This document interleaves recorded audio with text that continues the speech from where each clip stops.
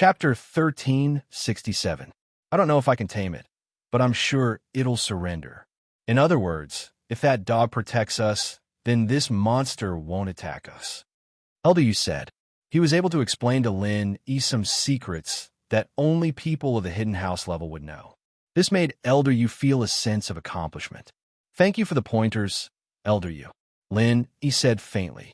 No matter what, this Elder Yu is annoying, but he did explain a lot of things to him. If you know what's good for you and give me a chi gathering pill and the medical notes, then I won't kill you. Lin Yi thought, this is just something that everyone in the hidden house knows. Elder Yu said proudly. He had to maintain this sense of superiority that came from a hidden house. Roar dash! The monster roared again. General Weiwu moved. It walked towards the monster, barking twice as it walked, as if it was sending some kind of message to the monster. The monster heard General Weiwu's barking and suddenly quieted down. The rage in its eyes disappeared and was replaced with a look of respect. However, because it was injured by Elder Yu, there was a flash of pain in its eyes. Although it was a spirit beast with thick skin and flesh, Elder Yu was an Earth class.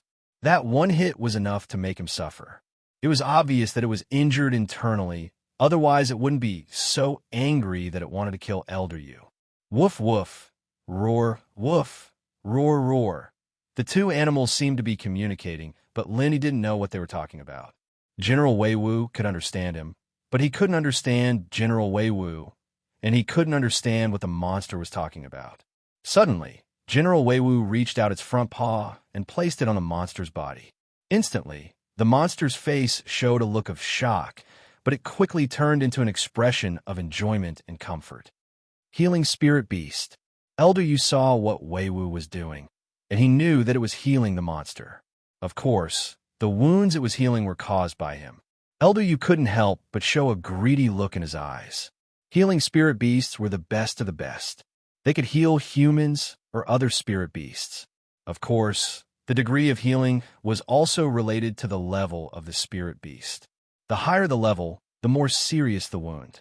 A high-level healing spirit beast could heal a person who was about to die. It was just that amazing. Although General Weiwu was only a mystic, it would become a sky-class spirit beast in the future, and it wouldn't be hard for it to have this kind of power.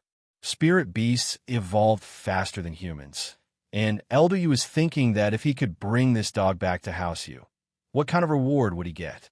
He was starting to regret talking so much to Lin Yi. It would have been easy if he could have used some benefits to trade for Lin Yi's dog, but taking him from Lin Yi's hands was a little more difficult. Healing Spirit Beast? Lin Yi's face flashed with a strange look. Healing my ass. General Weiwu's body was filled with his universal chi. It was useful to everyone. How did it become a healing spirit beast? General Weiwu knew how to attack too, okay? But Lin Yi couldn't be bothered to explain these things to Elder Yu. It seemed like General Weiwu had some kind of agreement with the monster, or else General Weiwu wouldn't be healing the monster on its own accord. Not long after, the monster moaned in comfort. Roar! It was as if its body was filled with energy and life, and all its wounds were healed. This made Elder Yu's breathing quicken. This was a full power strike from an Earth-class master. How could it be healed so easily? Although his strike might not have caused much damage to the monster, General Weiwu was able to heal it in such a short period of time. This was enough to show how miraculous General Weiwu was. Elder Yu looked at General Weiwu quietly. He was thinking about how he could bring it back to the hidden house Yu. Even if he couldn't find the chi gathering pill, medical notes, and pill-making notes, this healing spirit beast would be enough. General Weiwu could understand what Lin Yi was saying, and also knew why Lin Yi came to the tomb. The ultimate goal of the guardian spirit beast was to protect the tomb, and also the sarcophagus of the dead. As long as General Weiwu said that he wouldn't touch the sarcophagus, the guardian spirit beast wouldn't stop him.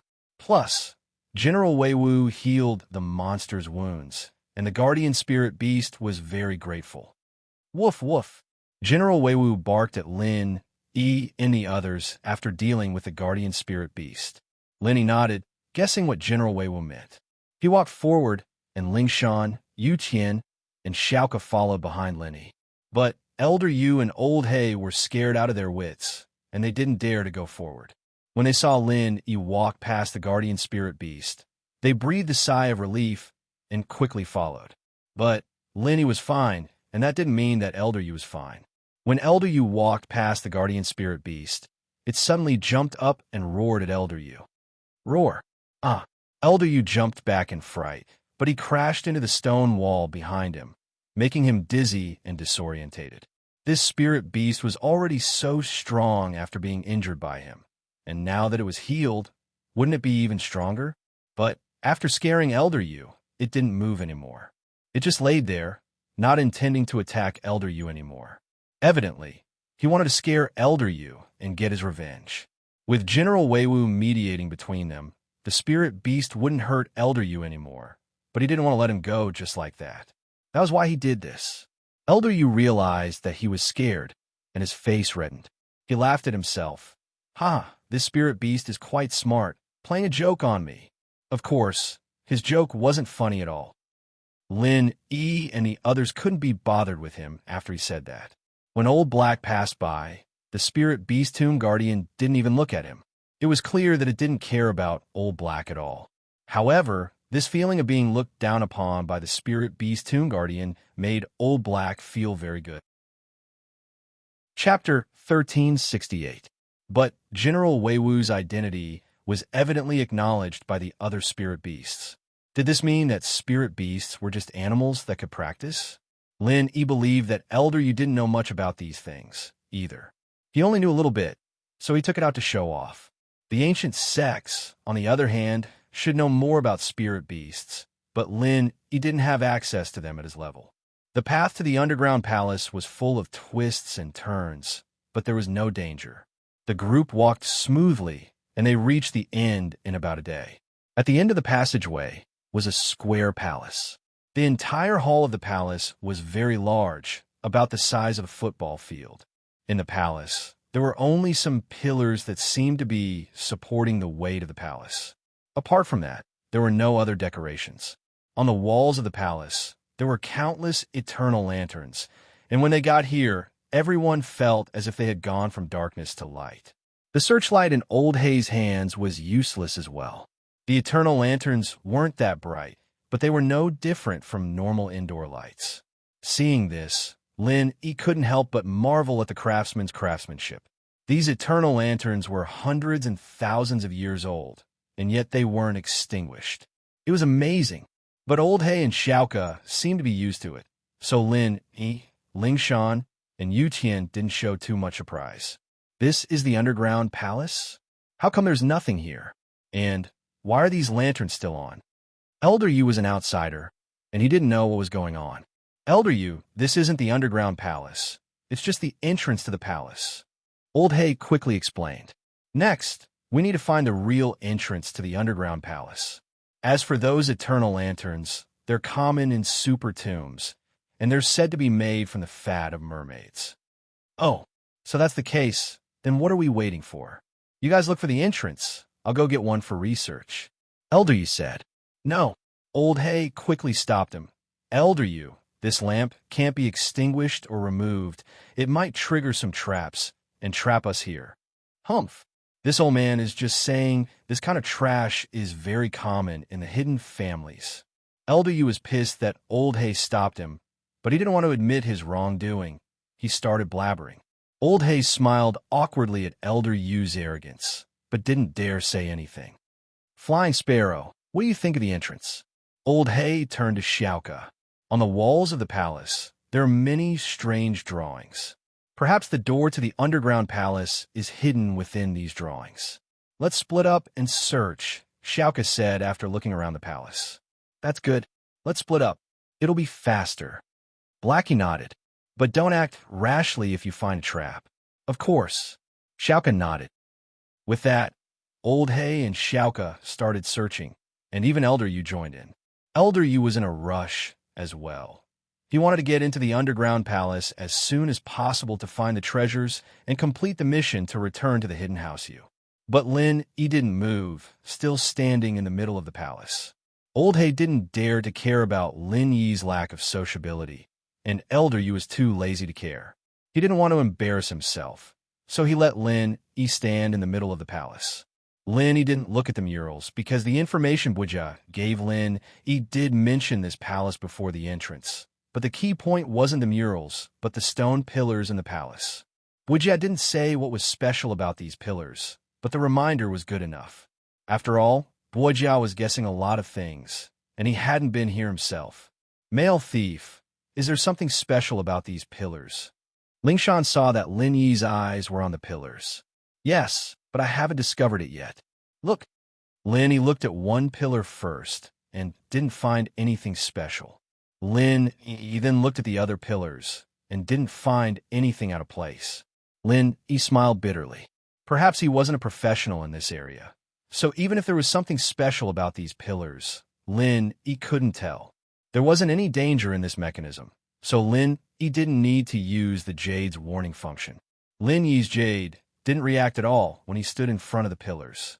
There were only a few paintings in the palace, and Old Hay, Xiaoka, and Elder Yu finished looking at them very quickly. They looked at each other again, but didn't find anything special. They were just normal paintings like some kind of talisman that could make the dead feel at peace. There was nothing special about them. It seems like we went the wrong way. There's nothing special about these paintings, Xiaoka said. The last painting is the melody of an elegy, and it's also to let the dead rest. I'm afraid so. Old Hay was an experienced man, and he could tell that something was off. Then what do we do? Elder Yu wasn't very happy. They'd been looking for so long, and they still hadn't found anything. Let's look at the male thief.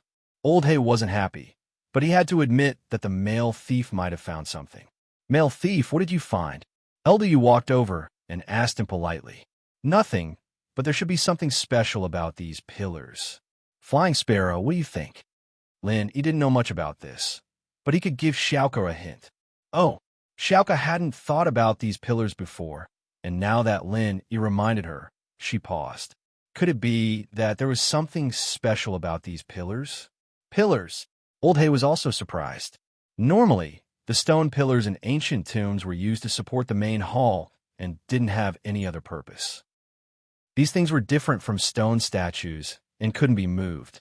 Normally, no one would use them as a mechanism, so he had forgotten about them as soon as he entered. But since Lin Yi said that there was something wrong with these pillars, Old Hay felt that perhaps there really was something wrong with them. Chapter 1369. Lin Yi was using all the time he had to practicing, and with Elder Yu in front of him, it was a good motivation. Elder Yu didn't expect Lin Yi to train after giving the suggestion, and was a little annoyed. Young thief, why aren't you helping us find the entrance? Why are you still training? Do you think you can beat me just because you've been training for a while? That's hard to say. You're injured now, and if I work a little harder, I'll be able to fight you to a draw. Lin Yi said faintly. Right? I might as well tell you that General Weiwu and I are telepathic. Thanks for telling me it's a healer, and I can get it to heal when I'm not strong enough. You can't, so I'll just drag it out until you die. Lin Yi could see that Elder Yu was interested in General Weiwu, and in order to stop him from thinking about it, Lin Yi had to warn him first. He didn't want to start a conflict with Elder Yu before he found the medical notes. Oof. Elder Yu humphed coldly. He was indeed injured, but he had been hiding it. That attack from a spirit beast wasn't fatal, but it did affect his strength a little, and he couldn't maintain his peak condition. His right arm, in particular, hadn't healed yet, and he couldn't use his full strength. It was a lot more taxing for him. Elder Yu didn't know that Lin Yi was going to kill him. I'll give you everything I promised you, but if you don't go find the entrance, wouldn't that be a waste of time? Elder Yu said after a sigh. I'm not good at this. It's good enough that I could tell there's something wrong with the pillar. Lin Yi said nonchalantly. If you want to go find it, don't get in my way. You? Elder Yu was a little pissed, but since Lin Yi was practicing, Elder Yu thought about it and decided to continue practicing as well. He sat down cross-legged and started practicing. He wasn't good at finding these traps, and so he might as well practice, and so Lin Yi and Elder Yu, one old and one young, started practicing not too far away. Lingshan and Yu Qian, on the other hand, were too embarrassed to practice, so they pretended to look for the traps on the pillars. Songshan, Chu's villa. Today was the weekend, Saturday. Gooden was there as a bodyguard, but the atmosphere in the villa was a bit heavy. I'm so bored. Yao sis, I don't know what to do. Yushu laid on the sofa, yawning lazily. She turned off the tablet in her hands and complained to Meng Yao. Then what do you want to do? Meng Yao was playing Monopoly on her phone to kill time. Where did Shield Bro go? There's been no news of him for days. Maybe we should go look for him? Yushu suggested. Find him? Where could he find it? Lin Yi's looking for the fire spirit's fruit for Xiao Xiao, not playing. Don't disturb him. Meng Yao said, if you're bored, we can go shopping with Tang Yin in the afternoon. Shopping, huh? It's so boring without Shield Bro. Yushu was a little dispirited as she turned to Gooden, who was sitting at the entrance, staring blankly. Hey, Lilaire, Shield Bro's your boss. Why are you so boring? You're always so bored, and you're even blocking the entrance. What kind of bodyguard is this? Gooden's actions made Meng Yao quite troubled as well. Wasn't this bodyguard a little too professional? When they were in the villa, he sat at the entrance like a door god, not caring about the time. When Meng Yao and Yushu went out, he just sat in the car like a bodyguard, not saying a word.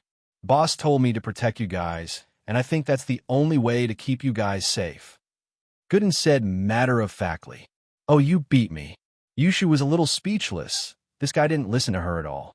He was a stubborn man, doing whatever Lin Yi told him to do, and not doing anything he wasn't told to do. And so, without Lin Yi as the chef, the villa went back to Faubert's 3 meals a day. In one of the luxurious villas on the outskirts of Donghai City, a hale and hearty old man in a white robe was glaring at the man in front of him who had lost half of his arm. The other party was so vicious that he beat you into a cripple. Master, please seek justice for your disciple. Please avenge your disciple. The man with half an arm missing was Ma Zhu, crippled by Lin Yi's energy bomb. Seeing that his master was finally here, Ma Zhu couldn't hold back the sadness in his heart anymore. He cried, your disciple's golden shield is gone. I can't train anymore. Don't worry, I'll make sure that Lin Yi bastard wishes he was dead. I'll let you kill him with your own hands. This old man was Jean Wudi, an Earth-class early phase, peak physical practitioner. Thank you, master. But sigh. Ma Zhu couldn't help but sigh as he thought about his situation. Don't worry, I'll think of a way for you to get some spiritual arts for you. You won't be able to go far on the physical path, but it's the same with spiritual arts. You'll be able to achieve more with both internal and external training. Jean Wudi consoled, but he knew that Ma Zhu was probably a cripple for the rest of his life. This villa belonged to the Eastern Si Zhan family, and Jean Wudi was warmly welcomed by the Zhan father and son. Elder Wudi, your arrival really brings light to our humble house. Zhen Dazhou was extremely respectful to Jean Wudi. Please take a look. Is there anything else you need? No need to please me. I know what you're thinking. Jean Wudi didn't fall for that. You don't need to be so fake. I'm here to avenge my disciple. Of course, if that kid is your enemy, I'll take care of him, so you don't need to thank me. I still need to thank you. Zhen Dazhou was a little awkward. This is just a small gift from me. Please accept it, Elder Wudi. With that, Zhen Dazhou handed a red packet to Jean Wudi. What is it? Jean Wudi asked faintly. It's a 10 million deposit certificate. Zhen Dazhou didn't expect Jean Wudi to ask so directly. He paused, but still said it honestly. Oh, Jean Wudi nodded and took it. Speak. What do you want me to do? Chapter 1370. Dazhou, on the other hand, relaxed a little upon seeing Jean Wudi being so easygoing.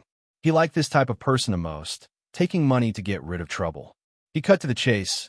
Elder Wudi, it's like this. Our Yingjun has been drooling over the 2 girls by Lin Yi's side for a long time. All this happened because of those 2 girls, so we can't let them go this time. If your son wants to play with those 2 girls, just say it. What do you mean by cause? I don't care how it happened. All I know is that my beloved disciple was hurt by that little bastard Lin Yi. So I'll go after him. Wudi humphed. But since you gave me 10 million, isn't it just 2 girls? I'll just grab them for you on the way. Many thanks, Patriarch Invincible. Zhen Dazhou hurriedly expressed his gratitude. Spending 10 million on 2 girls was a little painful for him, but he had to spend it. The reason was that his son, Zhen Yingjun, was turned into a eunuch by Lin Yi, and while he was treated by Yao Wang, the effects weren't that obvious. And so, Yao Wang came up with an idea. Since Ing Jun was drooling over Meng Yao and Yushu, why not capture them and stimulate Ing Jun a little? Who knows? There might be some unexpected effects, and it might cure Ing Jun's impotence right away. For the sake of House Zhan, Dazhou had no choice but to take out 10 million for Jin Wudi to capture Meng Yao and Yushu for his son to play with. Curing his son's illness was the most important thing.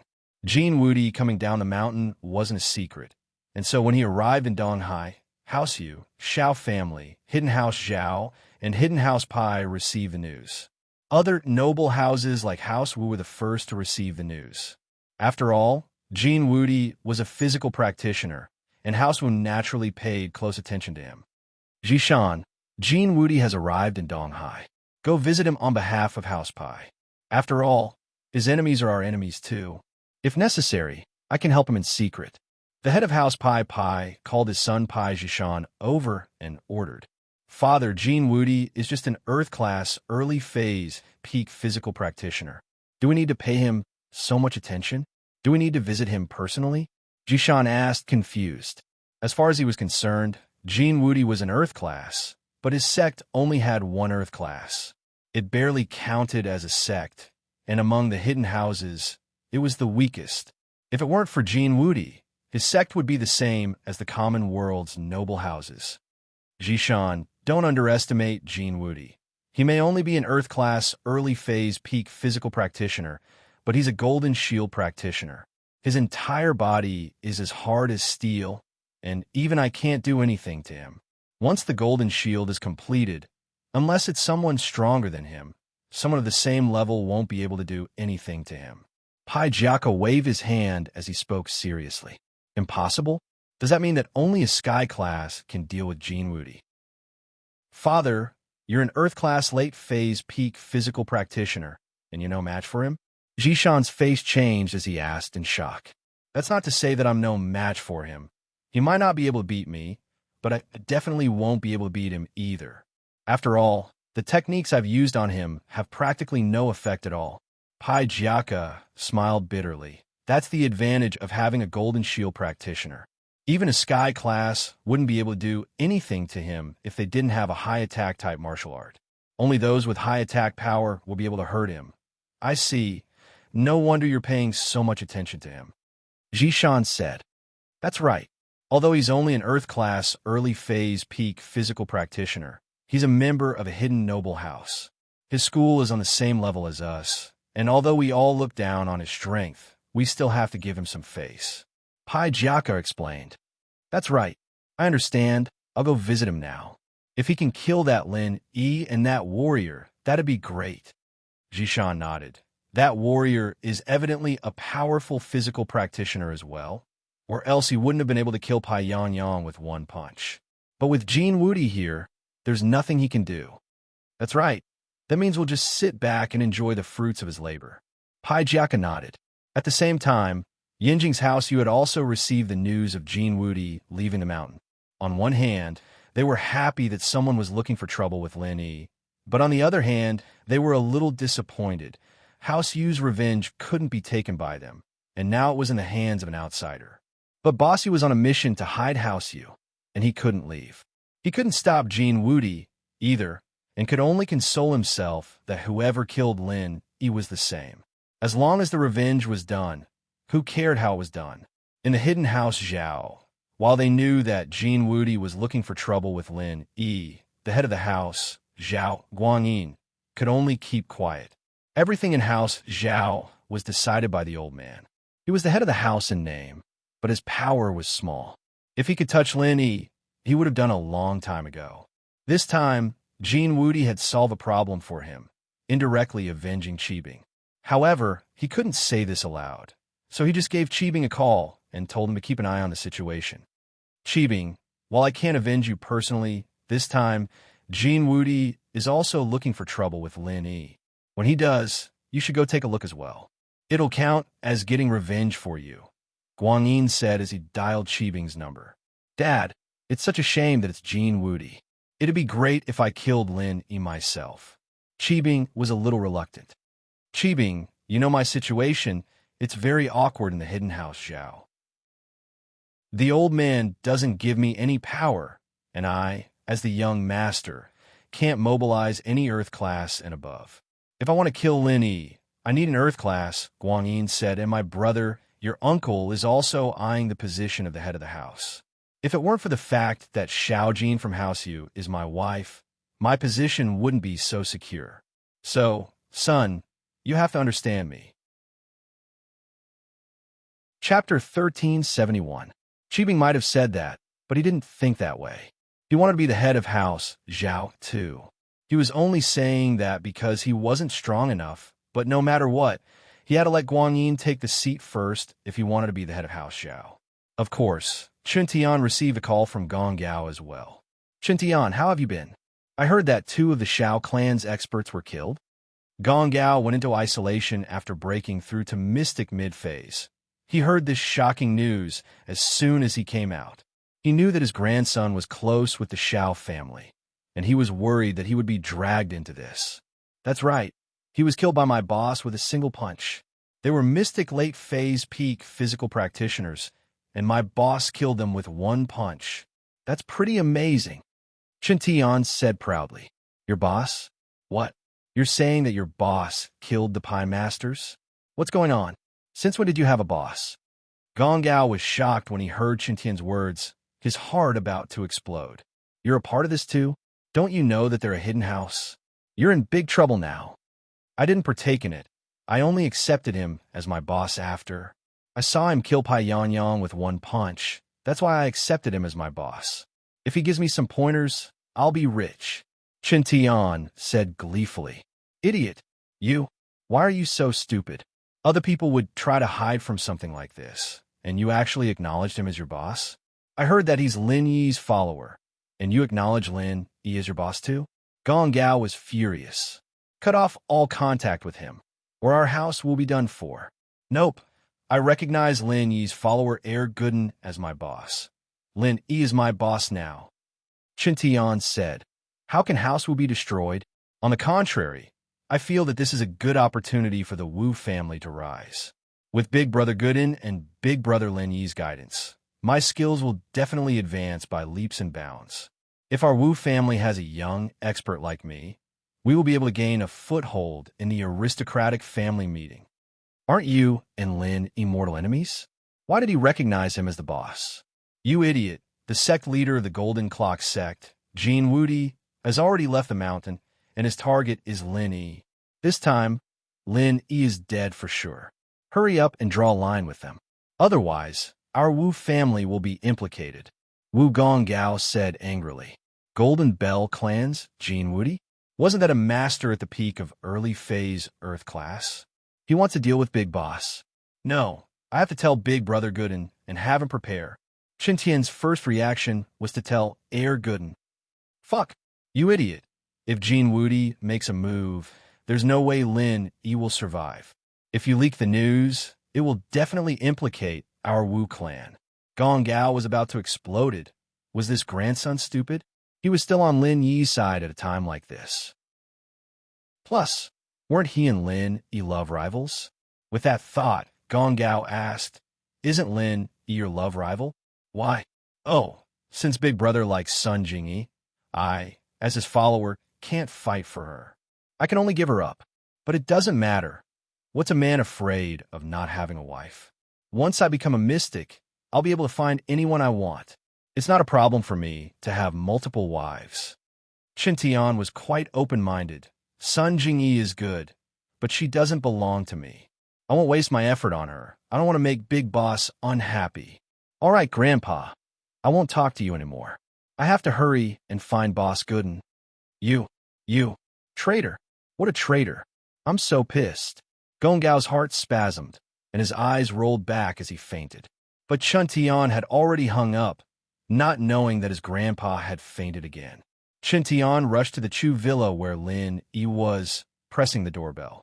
The door god Gooden heard the doorbell and walked out to see who it was. He paused when he saw Chen Tian. Yeah, that was something? Why are you here? Wu Chen Tian. Chen Tian introduced himself with a face full of smiles. Boss Gooden, I'm here to tell you something.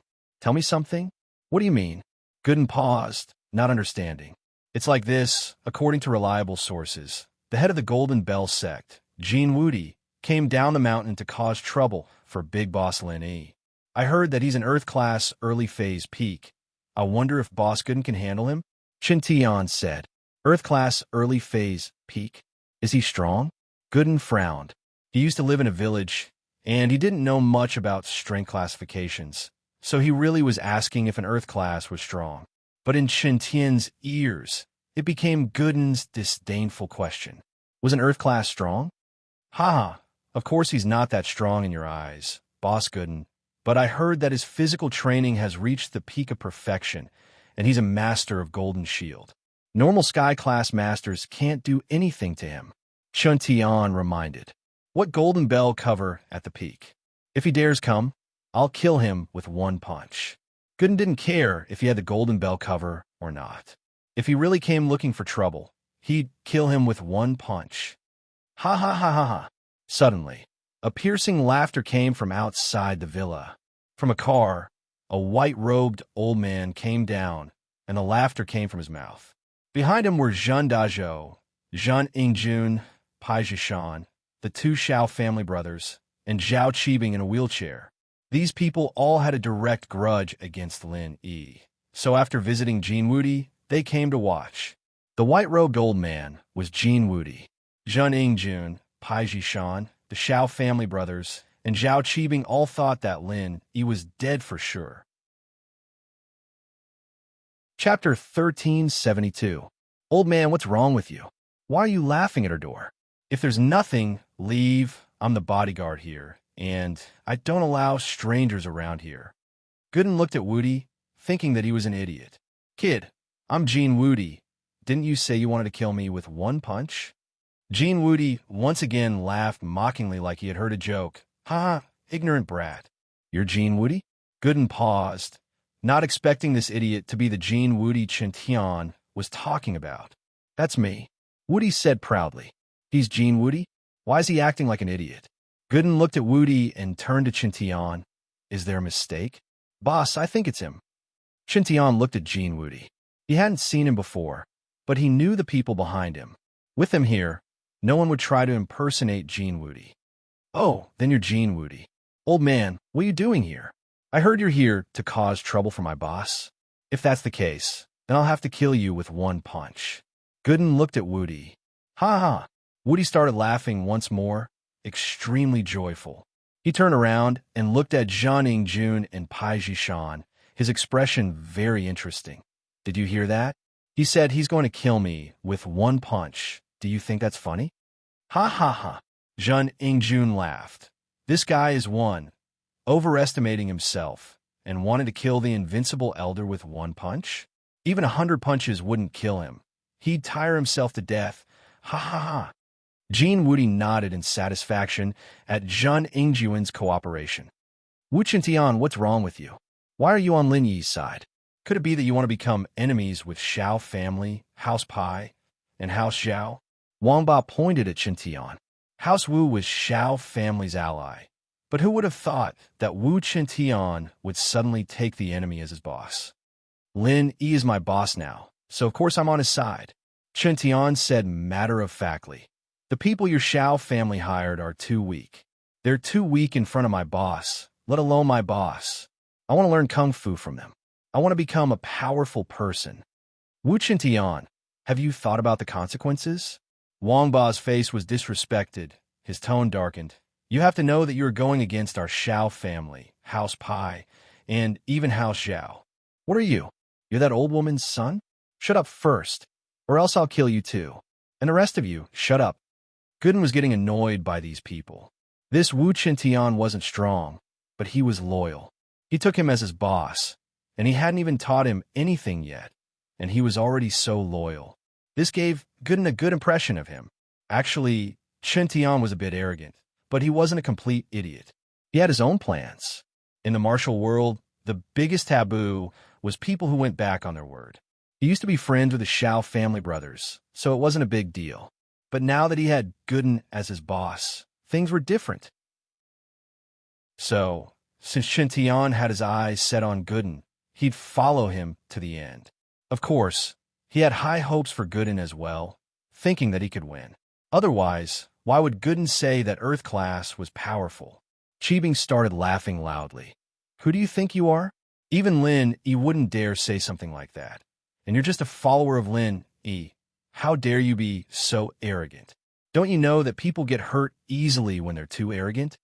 Oh, I know. It's because you're too arrogant. That's why Shield broke your leg. Yushu looked at Cheebing sympathetically.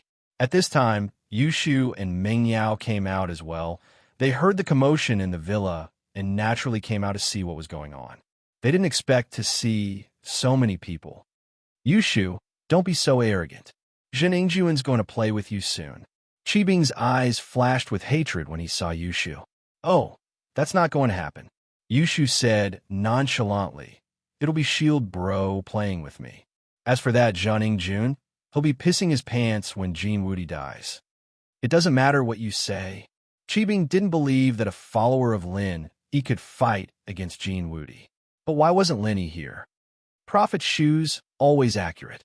See for yourself if you don't believe me. Yushu looked at Cheebing with disdain, as if he was ignorant. What's going on? Meng Yao waved her hand, telling Yushu to stop talking. She looked at Gooden. This Jin Wudi, he said he's here to cause trouble for boss. Should I just kill him? Gooden pointed at Jin Wudi. You want to cause trouble for Lin E? Meng Yao frowned and looked at Jin Wudi. I don't just want Lin Yi's life. I'll bring you 2 girls back as well. I took 10 million from House Shun to bring you back for them to play with. Wudi said nonchalantly, not afraid that Meng Yao would find out. You? Meng Yao wanted to ask what was going on, but the old man said something so shameless. She was a bit pissed. Gooden, kill him then. Shoo, let's go back. Going back won't do anything. I'll take care of Lin E and this brat, and then I'll bring you back. With that, Wudi turned to Gooden. Where's Lin E? Tell him to come out and die as well, this turtle, letting his follower take the blame. As far as Wudi was concerned, Gooden was just an idiot talking about killing people every time he opened his mouth. Didn't he know that his main skill was the golden shield? Did he think he was strong just because he killed 2 mystics from House Pai?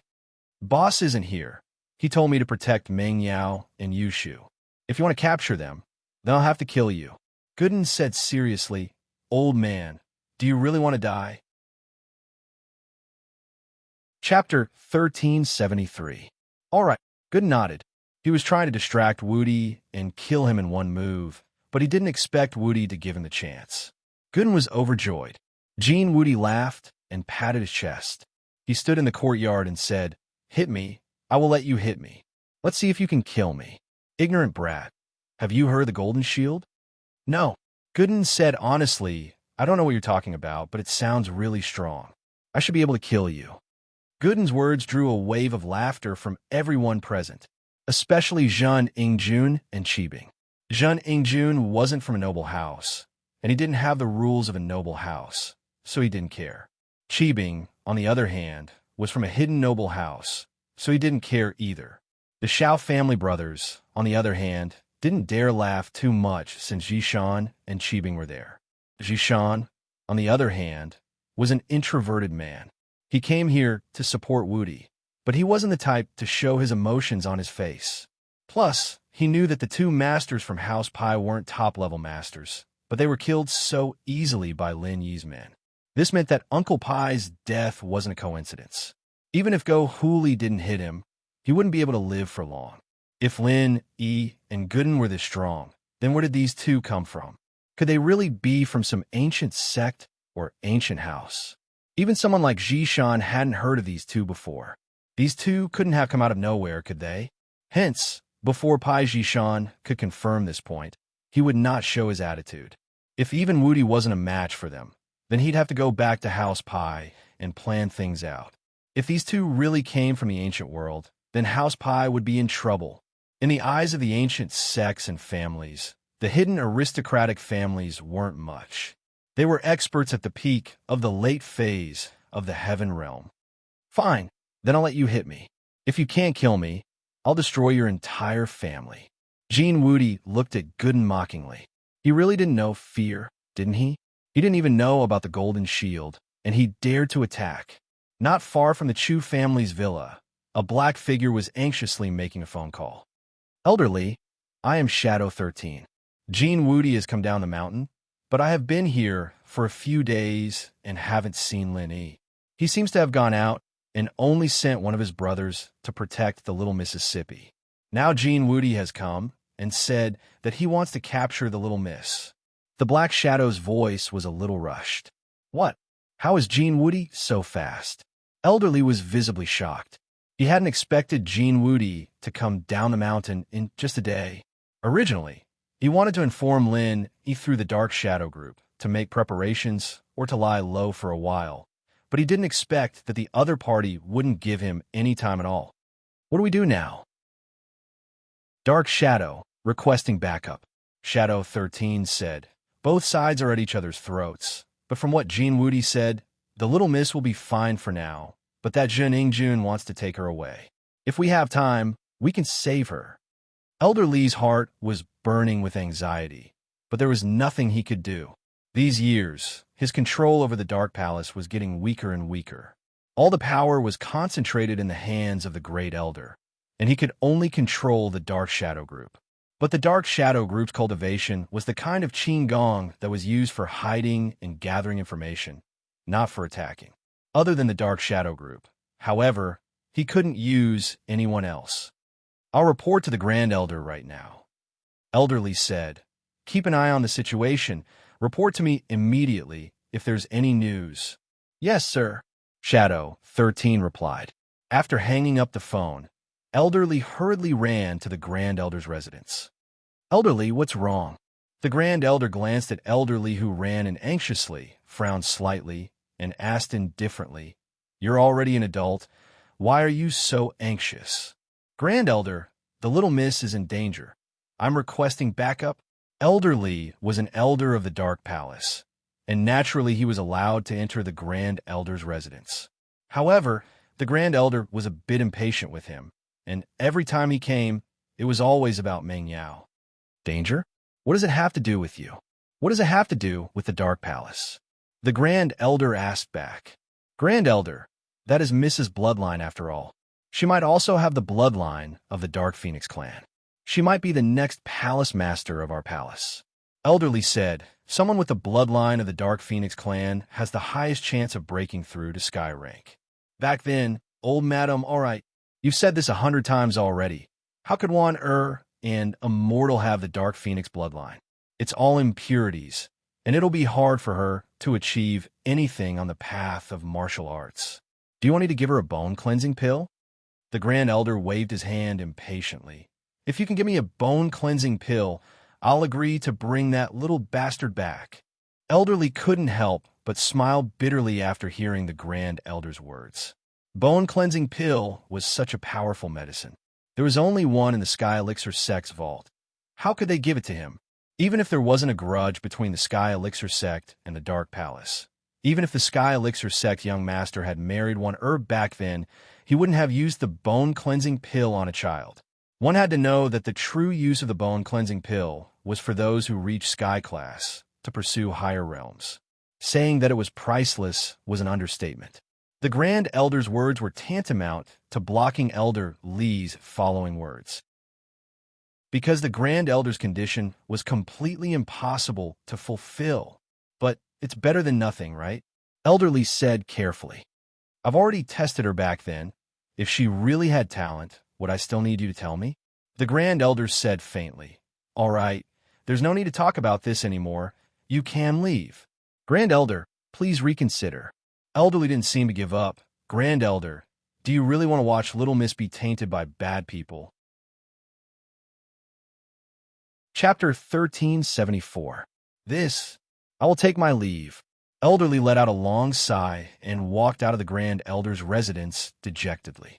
In his heart, he was hesitating whether he should tell young Miss about this matter. But if he were to tell young Miss would definitely be heartbroken and might do something. But if he were to not tell, once young Miss knew the truth, she would definitely hate him in her heart. At that moment, Elderly was in a dilemma, not knowing what to do. Lin Yi, you're not a good bodyguard at all. leaving at a time like this. If something really happens to Miss Xiao Xiao, I won't let you go. Elderly gritted his teeth and thought to himself, the day of the heaven-class meeting is getting closer and closer. When the great elder isn't in the palace of darkness, I'll go down the mountain and kill every single one of you. House Yu, Xiao family, Golden Clock sect, Hidden House Pai, Hidden House Zhao, I'll bring my men and kill every single one of you. At the entrance of House Chu's villa, the tension continued. Then I'll do it.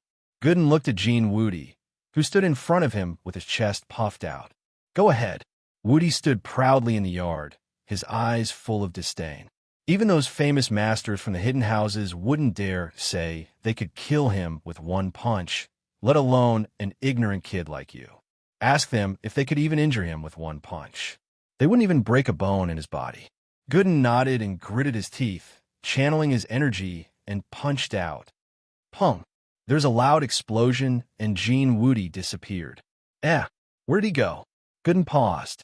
Zhun Yingjun suddenly burst into laughter. Ha ha. Old ancestor Wudi dodged it. Look at your idiot face. But did Jean Wudi really dodge it? Gooden felt that he'd definitely hit the target, and he'd used all his strength to do it. He didn't know how strong an Earth class was, but just looking at these people's faces, he knew that they were strong. In order to kill this person, Gooden had to use all his strength to do that punch. The goal was to kill Jean Wudi with one punch, to prevent any future problems. Luckily, he didn't need a sneak attack. Jean Wudi gave him a chance to go all out. After that punch, Gooden felt the blood in his body surge, and the poison in his body couldn't be suppressed anymore. It was starting to move. Gooden had a limit to how much strength he could use, and this time, he was at the edge of his limit. But Gooden was an honest guy, but he wasn't stupid. He couldn't do anything inappropriate right now, or Meng Yao and Yushu would be in danger. He wouldn't be able to complete the mission his boss gave him. Gooden was starting to regret it. He should have killed Pai Yang and Mr. Pai with one punch the first time he saw them. He didn't waste so much energy and end up fighting them a second time. Only the idiot Zhun Yingjun thought that Jean Wudi had dodged it. Pai Jishan's expression was ugly. Jean Wudi's dead. Chun Tian suddenly pointed to the wall outside the villa excitedly. Everyone followed Chen Tian's gaze and saw that Jean Wudi's entire body had sunk into the opposite wall of the villa. His chest was caved in, his eyes were bulging out, and his mouth was full of blood. Evidently, he wasn't going to make it. Gooden breathed in relief. It was good that he was dead. He didn't think that his punch would be so strong that he'd sent Wudi flying across the street. No wonder he was looking for him. Wah! Chibin paused. He's dead. Jishan took a deep breath and walked towards Gooden. What are you doing? Do you want to die too? Gooden said fiercely. He couldn't do it again. Hero Godan, you've misunderstood. Pai Jishan stopped in his tracks, not daring to walk any further. This guy looked like a simple-minded person, but he could easily kill someone with a single punch. Pai Jishan didn't dare to do anything rash. If he was killed by this guy again, it would be a huge loss. What misunderstanding? Gooden asked. There seems to be some misunderstanding between you and House Pai. I'm the young master of House Pai, Jishan. I apologize on behalf of the two Pais. We, House Pai, have no intention of becoming enemies with you and your boss Lin Yi. We hope you don't mind, Master Gooden. Jishan was a man who knew when to give and when to stand up.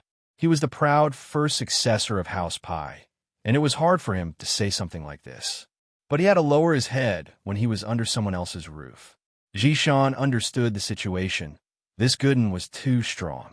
He could kill someone like Jean Wudi with his golden shield in one punch. Wouldn't that be like a game to him? Even his father, Pai Jiaka, couldn't do anything to Jean Wudi, so if this guy were to beat his father, it'd be a piece of cake. Oh, I killed those two already, and they learned their lesson. I won't cause you any trouble. If there's nothing else, you can leave. Gooden said it like it was nothing, but he was panicking on the inside.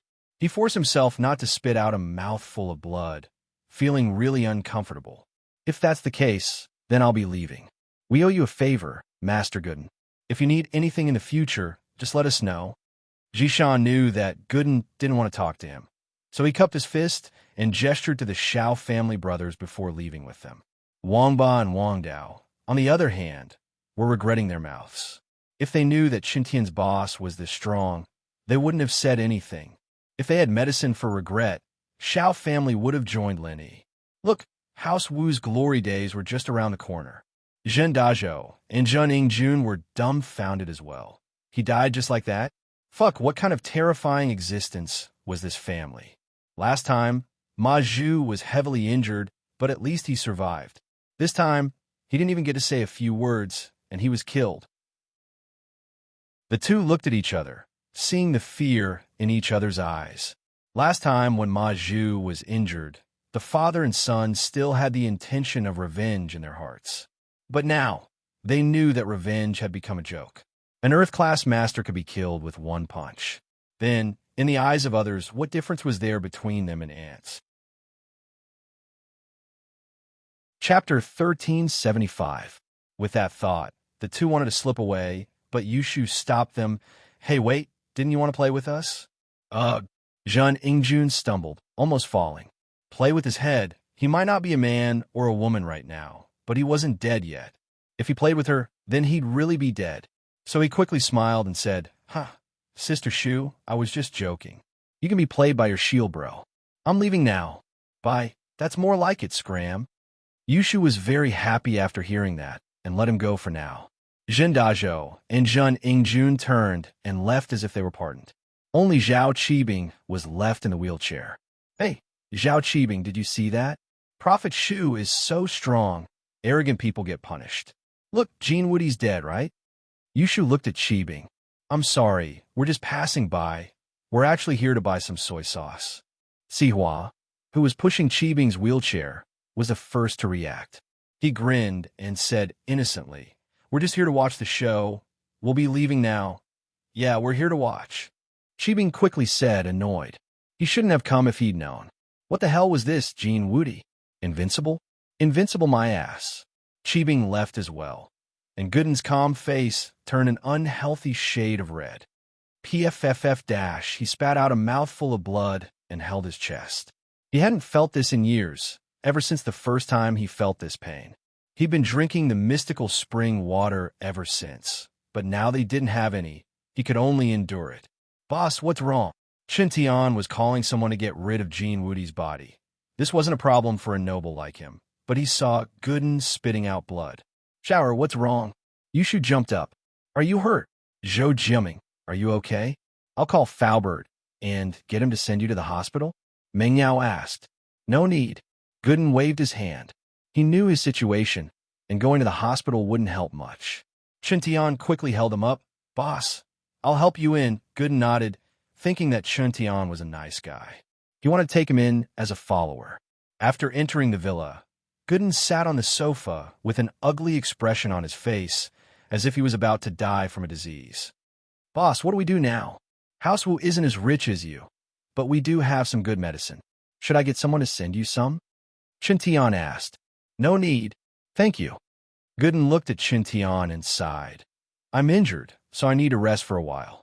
Boss Lin isn't back yet, so can you stay in the villa and protect Meng Yao and Yushu? He had no choice but to give Qintian the task of protecting Meng Yao and Yushu. He didn't know what Qintian was like, but he didn't have a choice. He'd let Faubert stay at night, and with Faubert there, Qintian wouldn't be able to do anything. Deal. Gooden didn't know what Qintian's personality was like, but it was a last resort. He let Faubert stay at night as well, and with Faubert there, Qintian wouldn't be able to do anything. Deal. Qintian patted his chest without hesitation. Boss, don't worry. Leave this to me. I'll protect Meng Yao and Yushu. I'll be here if they're in trouble. Qintian's arrogance was real, but his words were true. He had no choice.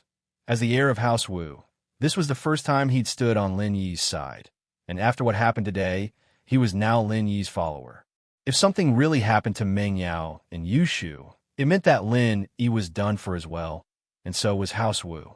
So, he could only do his best to protect Meng Yao and Yushu. There was no other way. Everything that happened fell into shadow 13's eyes.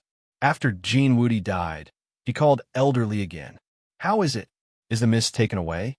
Elderly picked up the phone and asked worriedly, his voice lacking the calmness that an elder of an ancient sect should have. It wasn't his fault. This involved the daughter of the miss he loved the most. How could he keep calm? Elderly, Jean Woody's dead. That was the first thing he said.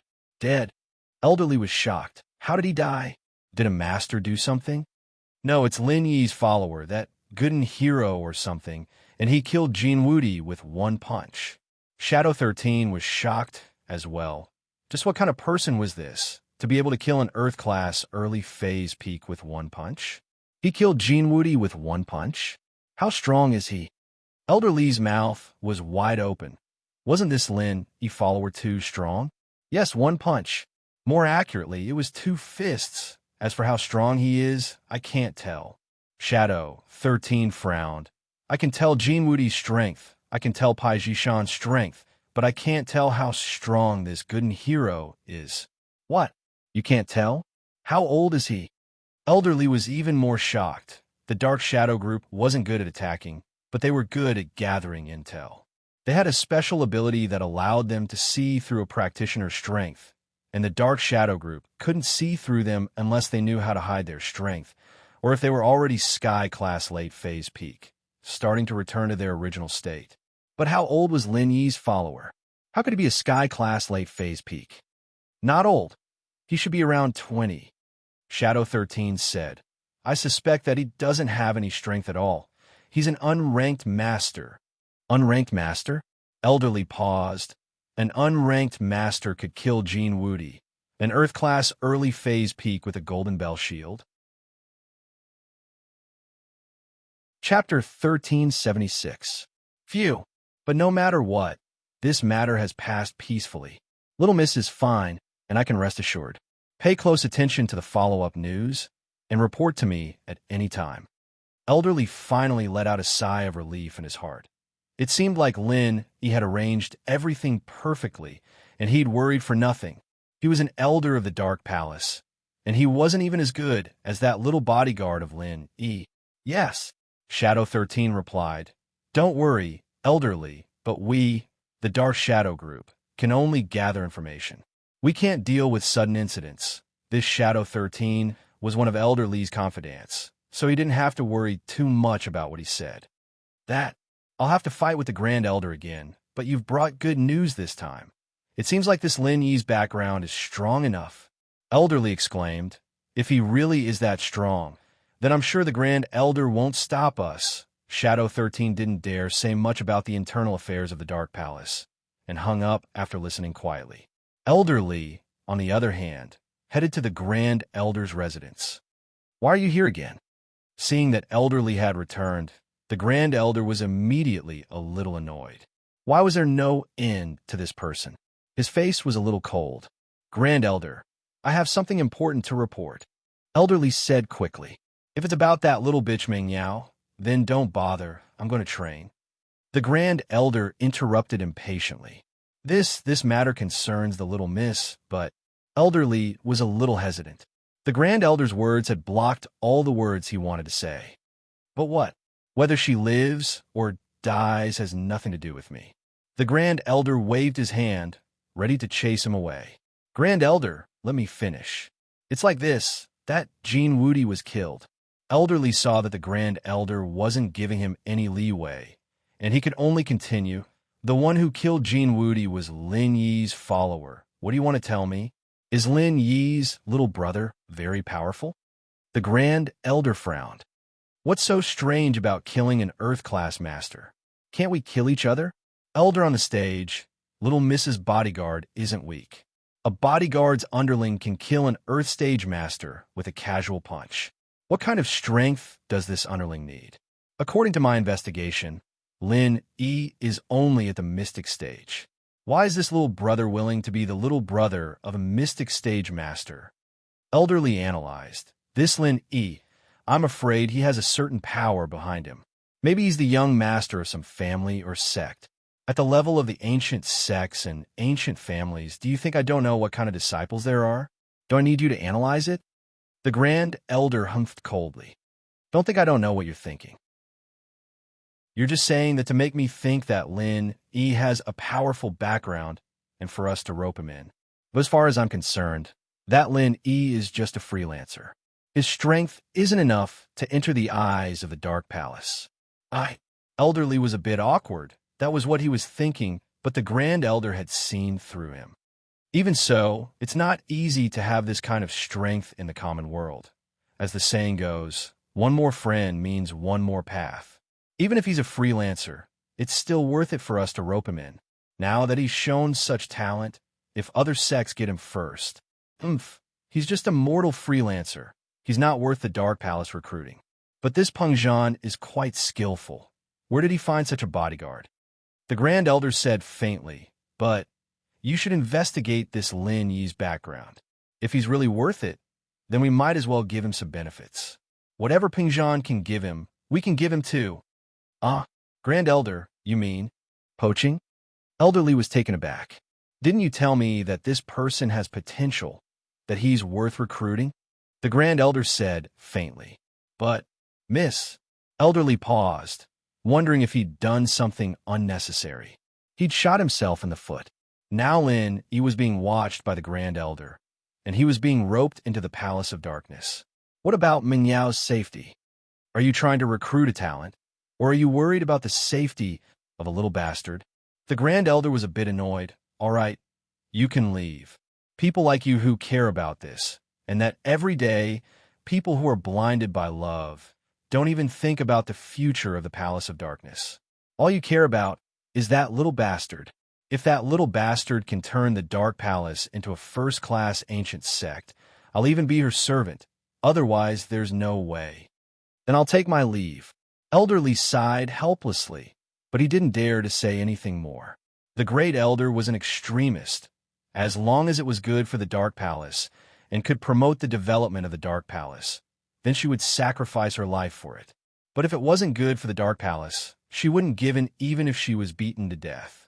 Elderly, on the other hand, was afraid that he'd said too much, and the Grand Elder insisted on recruiting Lin Yi to the Dark Palace. That way, where would Peng Zhan find another powerful bodyguard?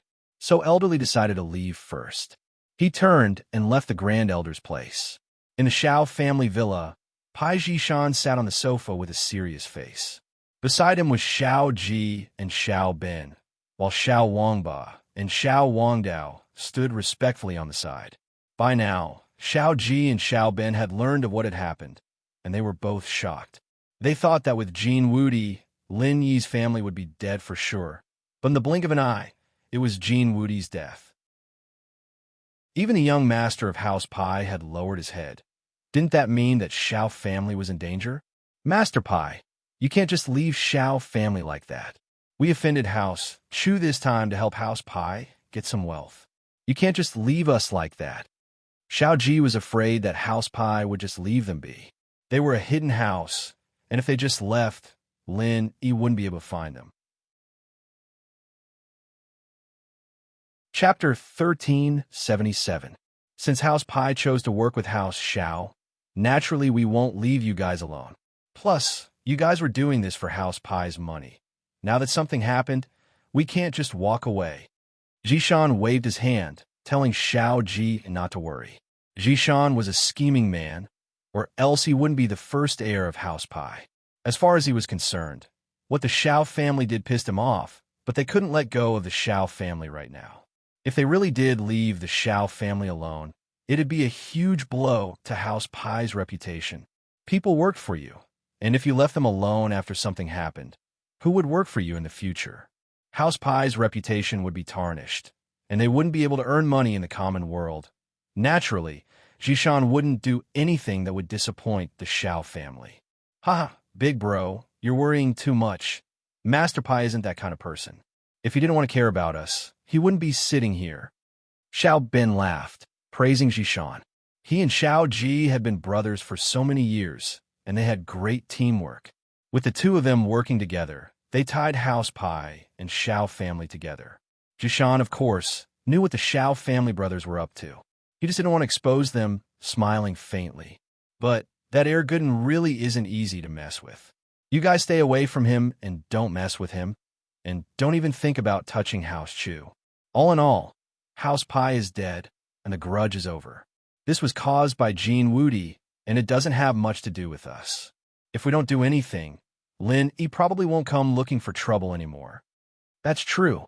Xiao Ji nodded. This time, he didn't dare think about anything anymore.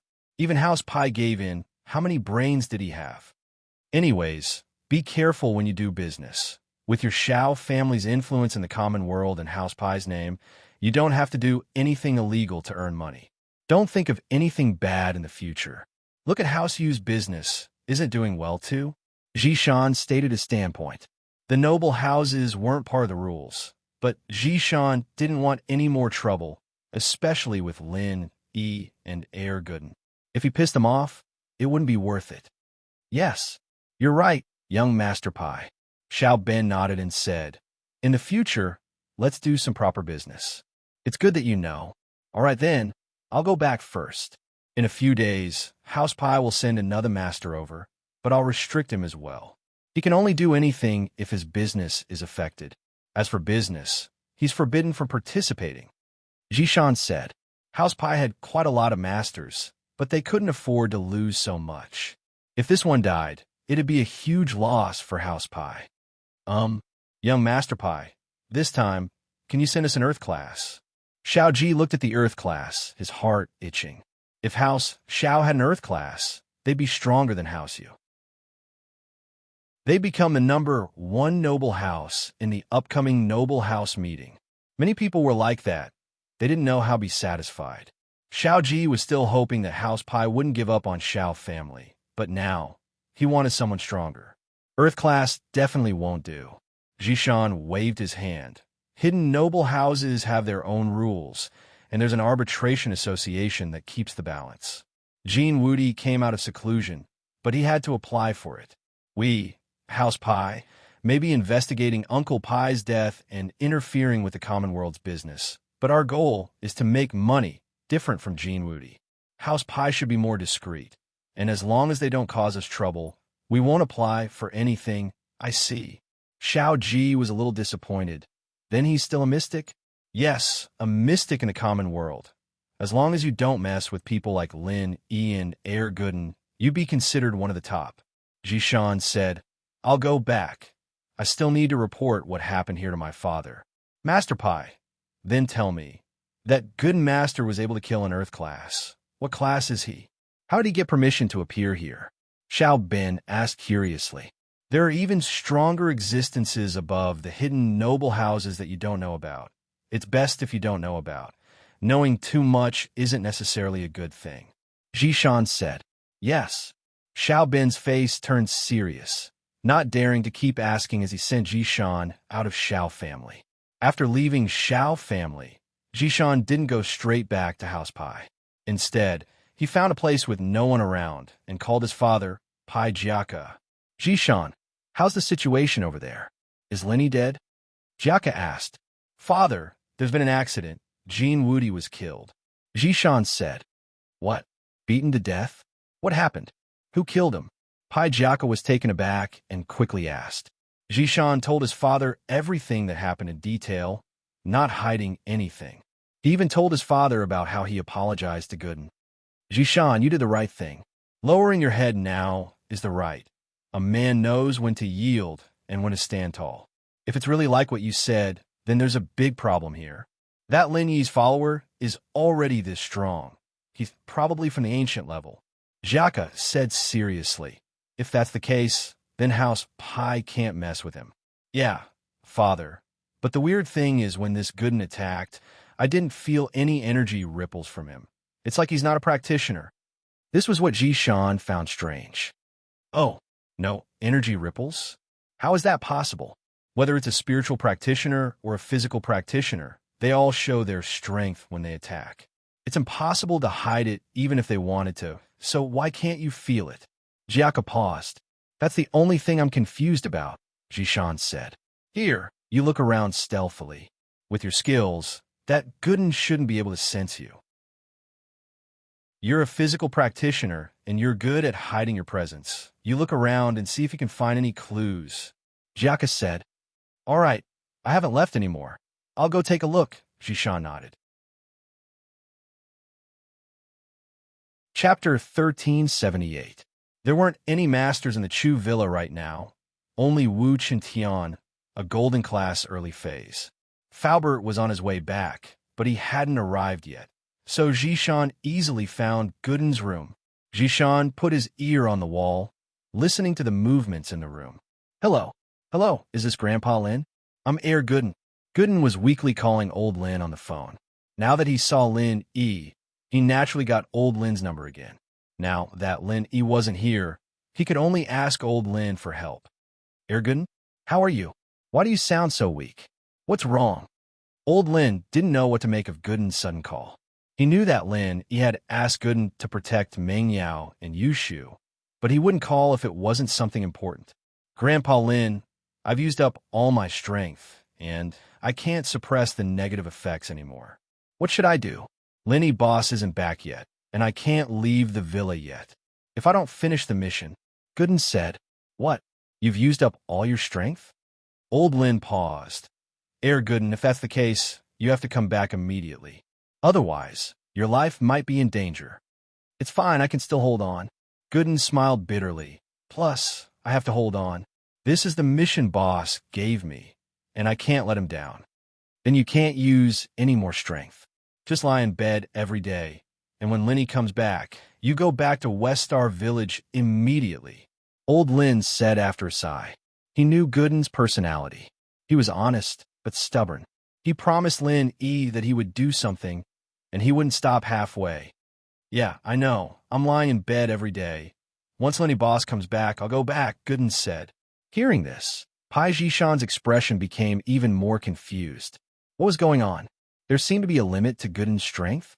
Once it's used, it can't be used again. Moreover, he was leaving?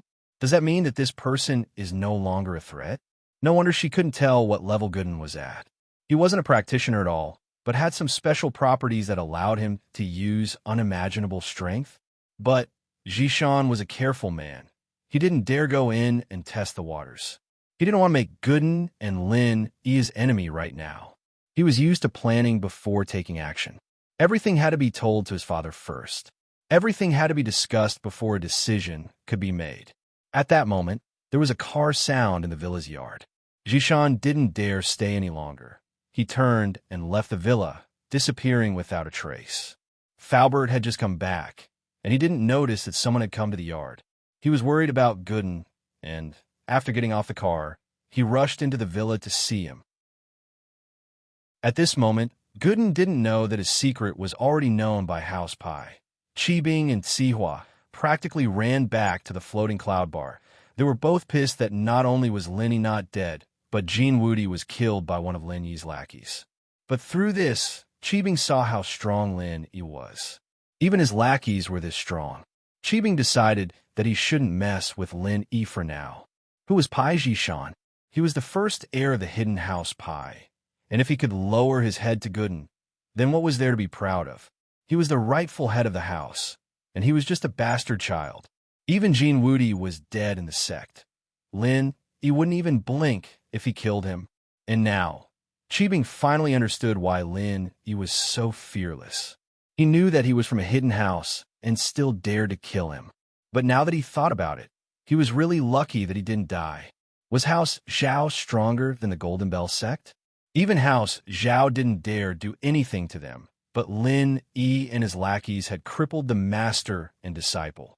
Call my father before we have absolute confidence. Don't touch Lin Yi. Let him have his fun for now. Qibing looked at Sihua and sighed. Although he felt wronged when he said this, he had to lower his head when he was under someone else's roof.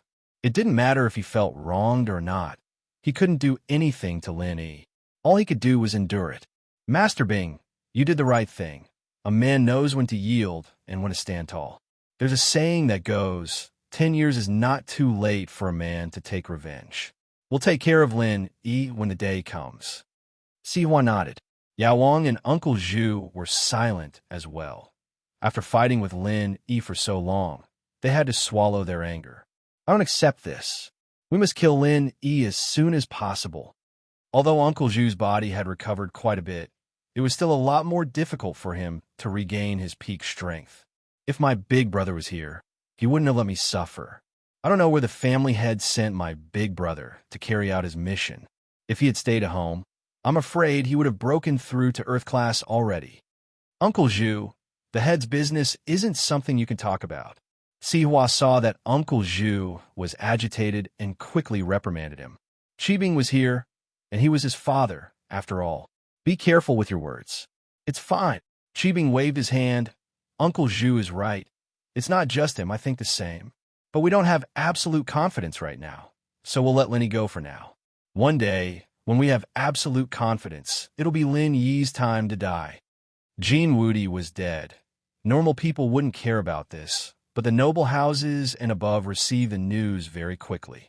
The head of House Wu Gonggao, was one of them. At this moment, he was in the hospital getting in 4-drip when the news came. Patriarch, bad news. Something big has happened.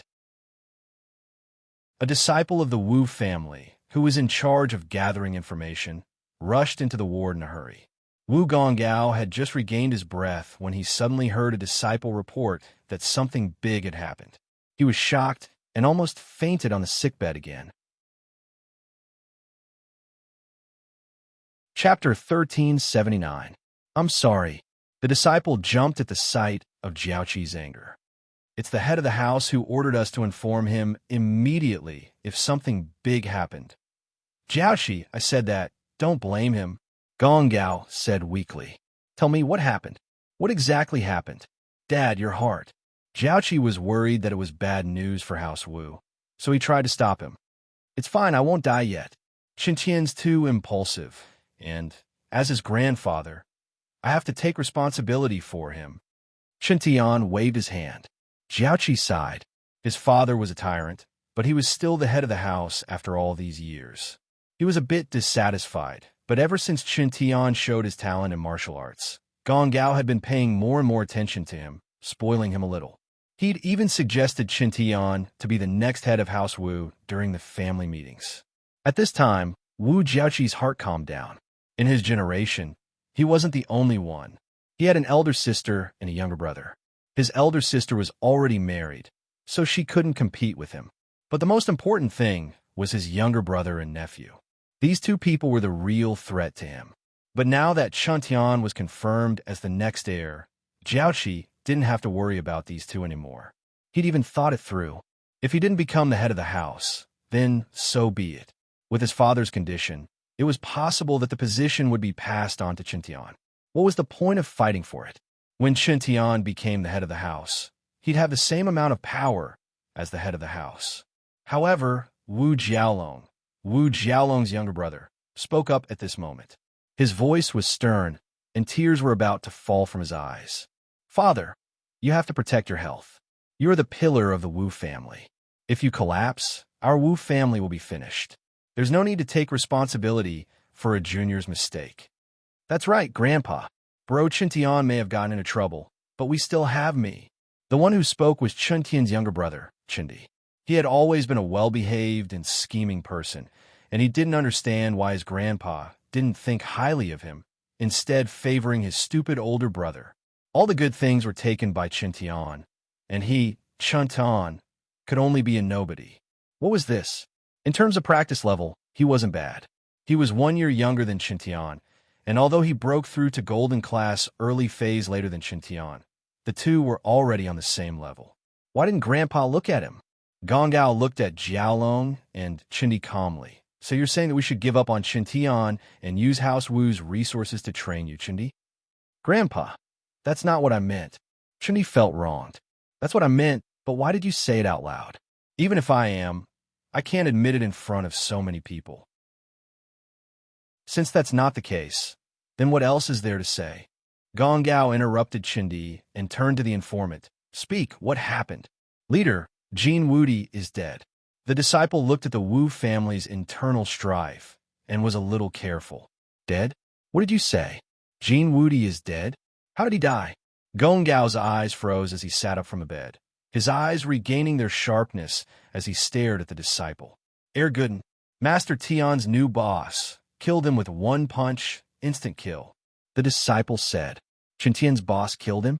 Or was it an instant kill? Wu Gongao jumped up from the bed. The infusion tube in his hand had been torn apart, but he didn't know it at all. Is what you said true? Jean Woody was killed by that air gooden? Yes, Patriarch. I dare not hide it. After this matter happened, I immediately came to report it to Patriarch. The disciple said. Ha ha. Gongao started laughing, his laughter shaking the skies. That's great. The heavens have blessed us. House Wu. Wow, that Shintian kid has good eyes. Actually got a boss like this. Looks like House Wu has hope. At this time, other than Wu Gongao, the happiest person was probably Wu Jiaoqi. Previously, he was still trembling with fear because of his son's matter, fearing that his younger brother and nephew would join forces to seize the position of the family head. But now, it seemed that the dark clouds had passed and the rainbow could be seen. It's all thanks to your teachings, Father. This Qintian is lucky. He doesn't have that many schemes, but it's easier for people to accept him this way. Jiaoqi was mocking Jiaolong and Qindi, saying that they were scheming. What was the use of being smart? They weren't even as good as a random boss Qintian had chosen. Wu Jiaolong and Qindi's faces were very ugly. They had planned to use this chance to persuade Gongao to bring Qintian back and let Qintian reflect on himself, replacing him with Qindi. But now it was all for naught. Ugh, Grandpa, this is actually a blessing in disguise. Hidden houses have sky-class masters. Who knows if House Pai will come back for revenge? Let's not drag House Wu down with us. Qindi reminded. Don't think I don't know what you're thinking. Gongao kicked Qindi. Scram, get out, I don't want to see you. Qindi was kicked away, his heart filled with sadness. He was only 1 year older than Qintian, and their training speed was about the same, so why do you have to like Qintian so much? Hatred flashed in Jiaolong's eyes as well. He didn't know why Gongao didn't like him and his son. It had been like this since they were young, and it was still like this now. It didn't matter if his talent was bad, but Qindi's talent was good. Jiaolong brought Qindi out of the room quickly, not daring to go against the old man at a time like this. After Jiaolong left, Gonggao's face calmed down. He turned to Jiaoqi, called Qintian immediately, and asked about the situation. Chapter 1380. Qintian had taken over Gooden's position these days, sitting at the entrance of the villa's living room, eating and sleeping here, becoming another door god. Gooden breathed a sigh of relief as he saw this. He was a calculative man, and this was a test for Qintian. If he really did his job well, then he wouldn't mind recommending him to Lin Yi when he came back.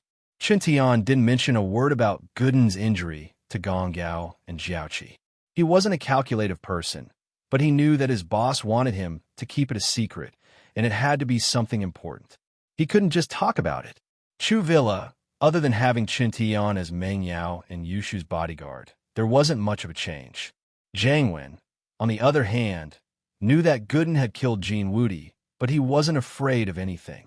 He was always in the dark, so he wasn't worried that Gooden would come to him. However, Gooden's identity pissed him off even more.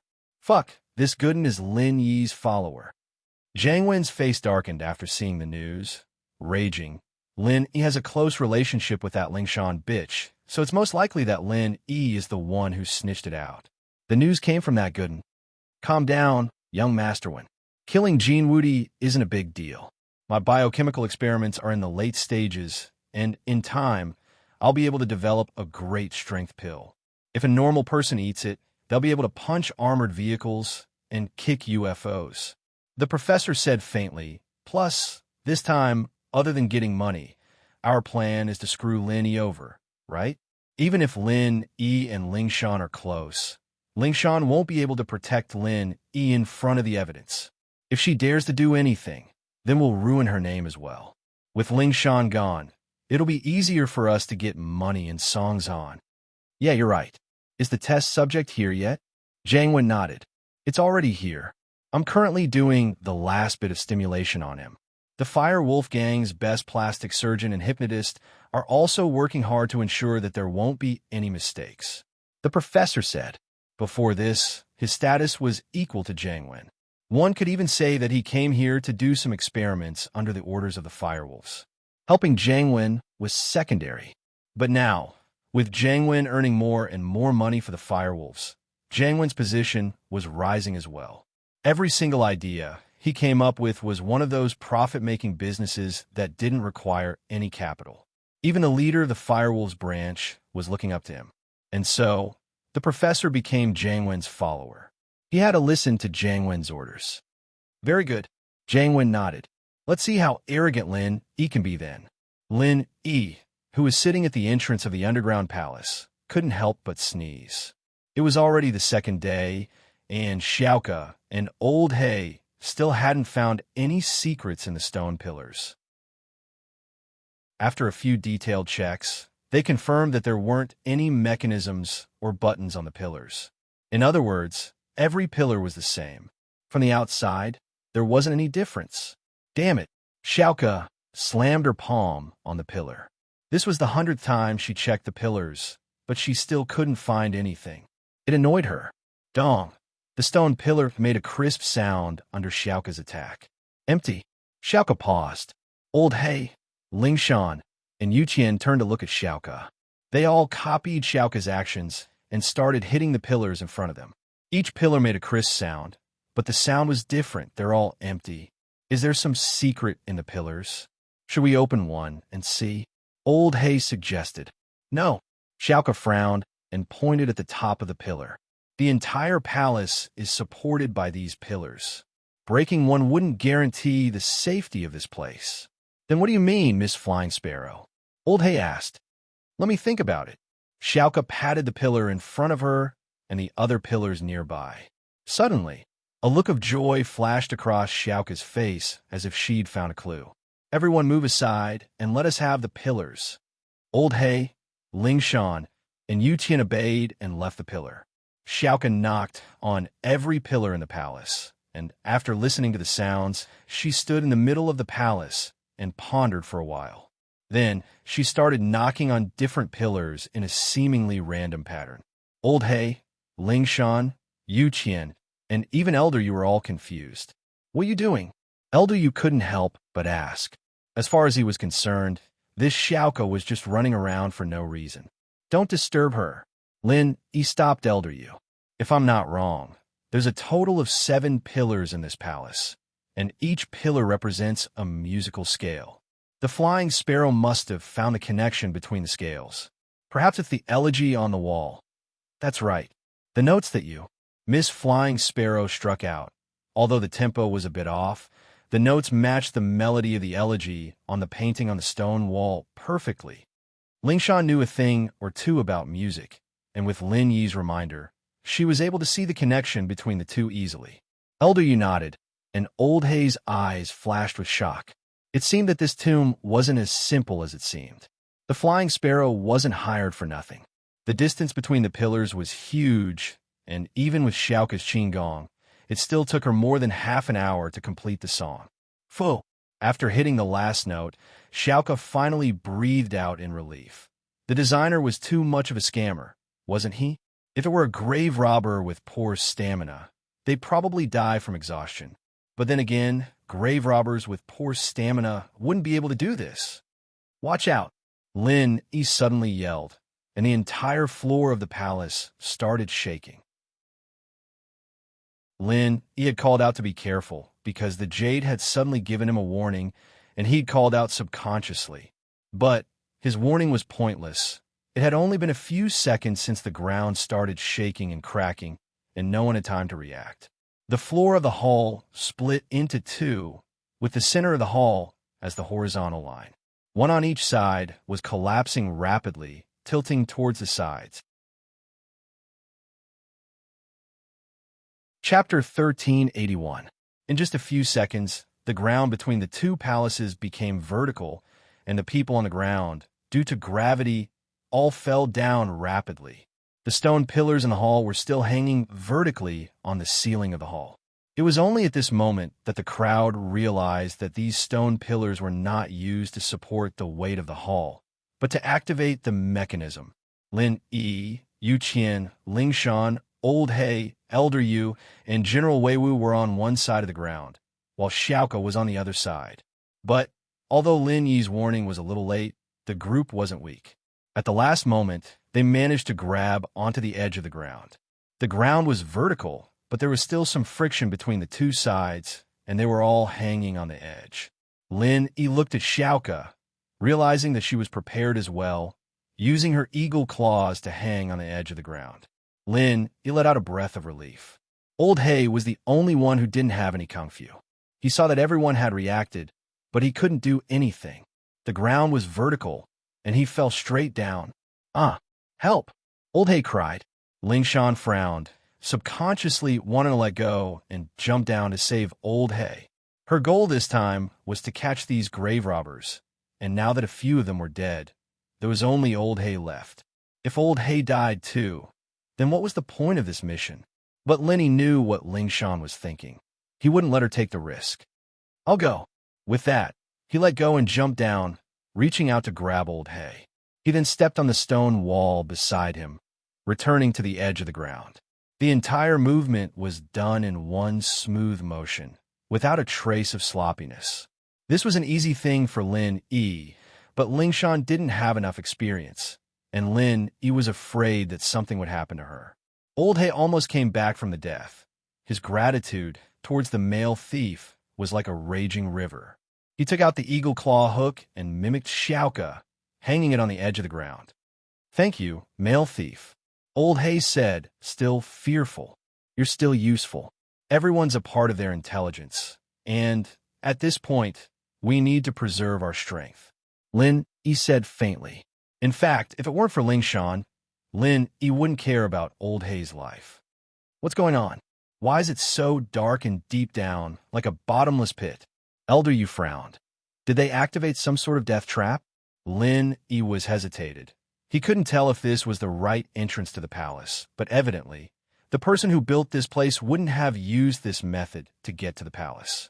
If a normal person fell down, they wouldn't be able to survive. Plus, Lin Yi could clearly feel a dangerous aura down there. The Jade's warning hadn't stopped. Otherwise, according to the usual situation, he would already be hanging on the edge of the ground, and he could jump up and return to the previous tunnel. There shouldn't be any danger, so the only danger would come from the bottomless pit under his feet. This might be the entrance to the palace. Old He said after a sigh. This place does look like the legendary Tomb of Death. Tomb of Death? Elder Yu paused. What do you mean? Tomb of Death. It's the type of tomb that you can only enter but not get out. When it was designed, there wasn't an exit. This tomb was built from the outside to the inside. Once you go in, you won't be able to get out. You'll have to stay with the tomb forever. Old He explained. At that point, cold sweat started forming on Old He's forehead. If that was the case, then he'd really lose his life this time. Then what do we do? Doesn't that mean we won't be able to get out after we go in? Elder Yu humphed. I don't know either. This is something from the legends. It's my first time seeing an entrance like this. Old He smiled bitterly. At that moment, the stopped mechanism seemed to be activated again. The two parts of the ground that were perpendicular to the ground suddenly rose up again, as if they were going to merge back together. Not good. The mechanism's coming back up, Lin Yi said. Do we go down or not? Lin Yi had made up his mind. Even if these people didn't go down, he would go down. Even if it was the death tomb, he had to go down. Even if he couldn't get out, as long as he got the medical notes and had General Weiwu by his side, he would blast his way out even if he had to use a pure energy bomb. That Elder Yu and Old He were hesitating. Ling Shan and Yu Qian, on the other hand, were waiting for Lin Yi's decision. If Lin Yi wanted to go down, then they'd do it. This place is the Tomb of Death, but if we go down, we should be able to get out, Xiaoka said. Only the place where the coffin is kept is a dead end, and we can't get out. The other places should be fine. Oh, are you sure? Old He paused. I'm pretty sure. First, Zhang Liju is a healer, and a healer has a kind heart. Even if he's about to die, he wouldn't be so evil as to let his workers die with him. Xiaoka analyzed. Second, if it really is a dead end, and we can't get out, then what's the point of having a spirit beast guarding the door? Wouldn't that be unnecessary? HM, you're right. Old He nodded. He was an experienced grave robber, and so he understood after hearing Xiaoka's words. All right, let's go down. Flying Sparrow, when the ground is about to close up, let go. That way, you'll be closer to me, and it'll be safer if we go down together. Lin, he said to Xiaoka. All right. Xiaoka agreed without hesitation. She knew how dangerous it was down there, and Lin he treated her a little special. No matter what, Lin he couldn't harm her. This time, Elder Yu and Old Hay didn't think that Lin he was being too concerned about Xiaoka. Since Lin he could even save Old Hay, it wasn't strange for him to care about Xiaoka's safety. Chapter 1382. Lin he had General Wei Wu, Xiaoka, Ling Shan, and Yu Qian. 3 people and a dog was already hard enough. He couldn't bring Old Hay along. Elder Yu didn't want to bring people, but thinking of the danger, he grabbed Old Hay unwillingly. Jump! When the 2 sides were about to connect, Lin he yelled and grabbed Xiaoka. Yu Qian and Ling Shan grabbed Lin he on both sides, and they started descending rapidly. The abyss was so deep that they couldn't see the bottom. With the light from the palace, even practitioners with amazing eyesight could only see a few hundred meters down, and it wasn't the bottom. One could imagine how deep this place was. Don't hug me so tight. I can't breathe. Elder Yu wasn't happy with Old Hay hugging him so tightly. You're not a beauty. Why are you hugging me so tight? Sorry, I'm a bit scared. Old Hay said awkwardly. I'll let go when we get down. Elder Yu humphed, but his eyes didn't even blink as he watched Lin Yi's movements. But as they got deeper and deeper, the light got dimmer and dimmer, and Elder Yu couldn't see Lin Yi's movements anymore. Male thief, what's down there? Is it dangerous? Elder Yu couldn't see Lin Yi at all, so he asked worriedly. Lin Yi couldn't see what was beneath him, but he closed his eyes and entered the jade space. He used his divine sense to sense what was going on around him, and everything around him became clear to him. It was a square tunnel, and the 4 sides were smooth stone walls. There was no place to step on, and unless you wore shoes with high resistance, you might be able to stick to the wall. Even if you stuck to the wall temporarily, you'd fall off. Even though it was bright as day, Lin he still couldn't see what was down there. It was still a bottomless abyss. I don't know. You're in Earth class, and you're always afraid of this and that. What are you doing out here? It's safest to cultivate at home, Lin he said mockingly. Humph, ignorant brat. My life is 10,000 times more important than you. It doesn't matter if you die, but I'm like porcelain. Do you understand? Elder Yu blushed at Lin Yi's words, but he still defended himself. Lin Yi smiled sarcastically and didn't say anything else. Xiaoka had been hugged by Lin Yi before, but it was an emergency and he put her down after a while. She hadn't been hugged this tightly before, and now that she was leaning against Lin Yi's broad chest and smelling Lin Yi's manly scent, Xiaoka felt her heart palpitate and her face blushed. She'd never been this close to a boy in her entire life, and she'd never even thought about romantic love. She'd only cared about the orphanage ever since she could remember, and she'd never even thought about romantic love. Who would want to marry a burden like her? Unless her head was broken. Big families wouldn't be interested in a female cat burglar like her, and those without money wouldn't be able to support a large orphanage. As a result, Xiaoka put this aside for now and kept her chastity. If the orphanage really needed her, even if she didn't find a rich boyfriend, she could still sell her virginity for a good price, right? As long as it could help the orphanage, it would be fine. However, the male thief in front of her did make her heart flutter a little. Ever since she was young, other than her master, no one had ever cared about her like this, and no man had ever done this to her. Especially some of the missions from the Steel Sect, they were all life-threatening. Even if Xiaoka was as pretty as a goddess, no one would go easy on her. This was all about profit, and with money, it wasn't easy to find beauties. Why would he want to find her? And so, every time Xiaoka went on a mission with the Steel Sect people, she had to be on the lookout for being framed. There was no love between them at all. The male thief, on the other hand, was different. Whenever she was in danger or trouble, he would always stand up for her. She didn't know if the male thief really wanted her beauty like Old Hay had said, but no matter what, she felt a ripple in her heart. She had a good impression of the male thief. Most importantly, she felt that the male thief gave her a very familiar feeling, as if she'd seen him somewhere before, but she couldn't remember who. Could this male thief be her Prince Charming? Xiaoka started to think about random things in this tense situation, but when she thought about the female thief beside Lin Yi, she felt a little discouraged. He already had a partner, so he probably wouldn't be able to marry her. Of course, that wasn't what Xiaoka cared about the most. What she cared about was whether or not the male thief was willing to help the orphanage. If he couldn't, then there was no point in talking about anything else. Lin didn't know that Xiaoka had so many weird thoughts popping out of her head. If he knew, he'd probably throw Xiaoka out right away. After about half an hour, everyone was still falling at high speed. This was enough to show how bottomless this underground palace was. Even after such a long time, they still hadn't reached the bottom. No one knew how the people in the past built this place. Elder was a little impatient and worried. Male thief, we won't just fall into the center, will we? Oh, then you can make a TV show when you get back. Linny said, annoyed. This Elder Yu's strength didn't match his guts. He was as cowardly as a mouse, afraid of death. He didn't look like an Earth class at all. Of course, if Jean Woody, who was already dead, heard this, he'd probably start crying. It was because he wasn't afraid of death that he really died. I think there's something wrong with this tomb. Elder Yu himphed and didn't say anything else. After a while, he finally saw the bottom. It was so deep that he couldn't see the bottom. But relatively speaking, this tunnel did have a bottom.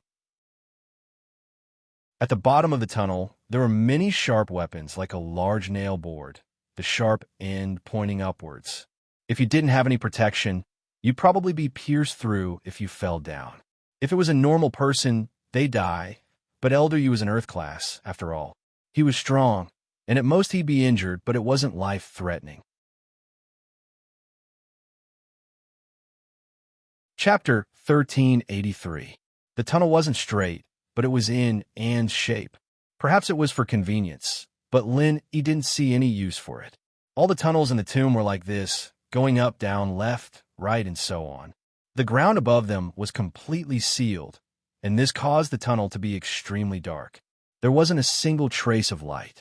There were only a few dozen meters left before they reached the bottom, and he didn't warn Elder Yu.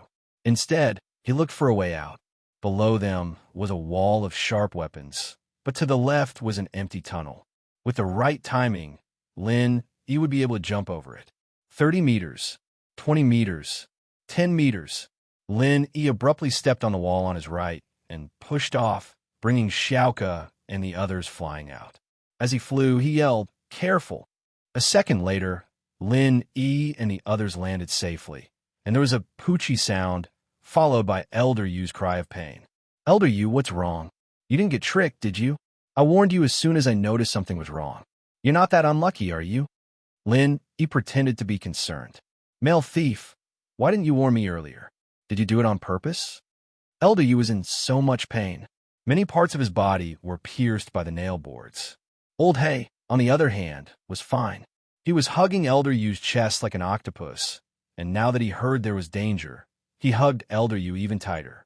Xiaoka took out a flashlight and shone it in the direction of the sound. She realized that Elder Yu was in a horse-riding position. His feet were pierced by sharp weapons, and his crotch was also pierced by a sharp weapon. It was a patch of blood. Your balls are hurting. He looked at Elder Yu. Good job. Let's see how you fight me later. Male thief, you did it on purpose, didn't you? Elder Yu looked at Yi's gloating face and got pissed. He flew over, his feet and crotch covered in blood.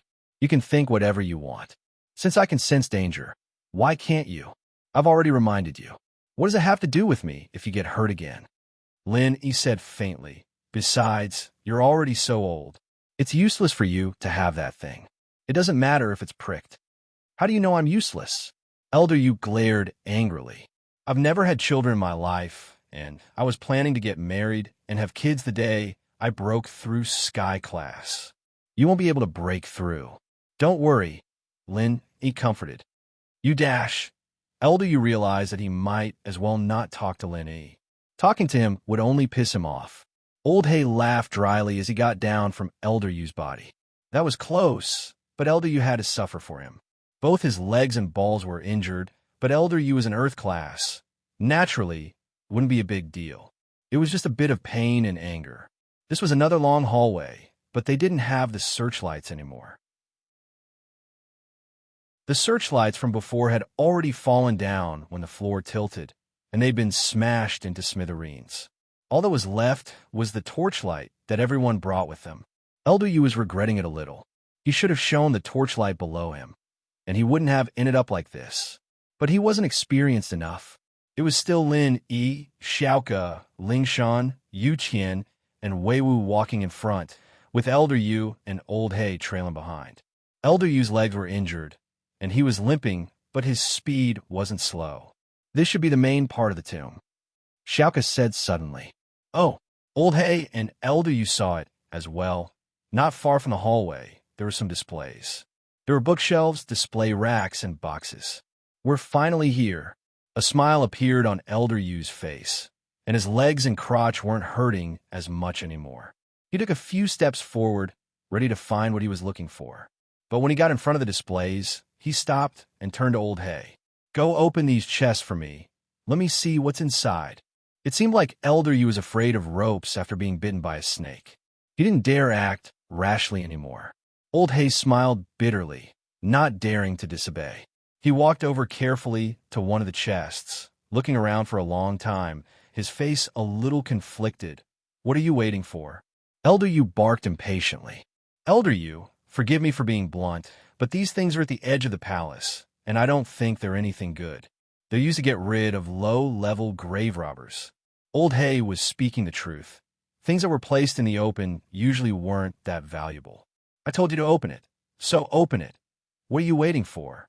Elder Yu humphed, not understanding this.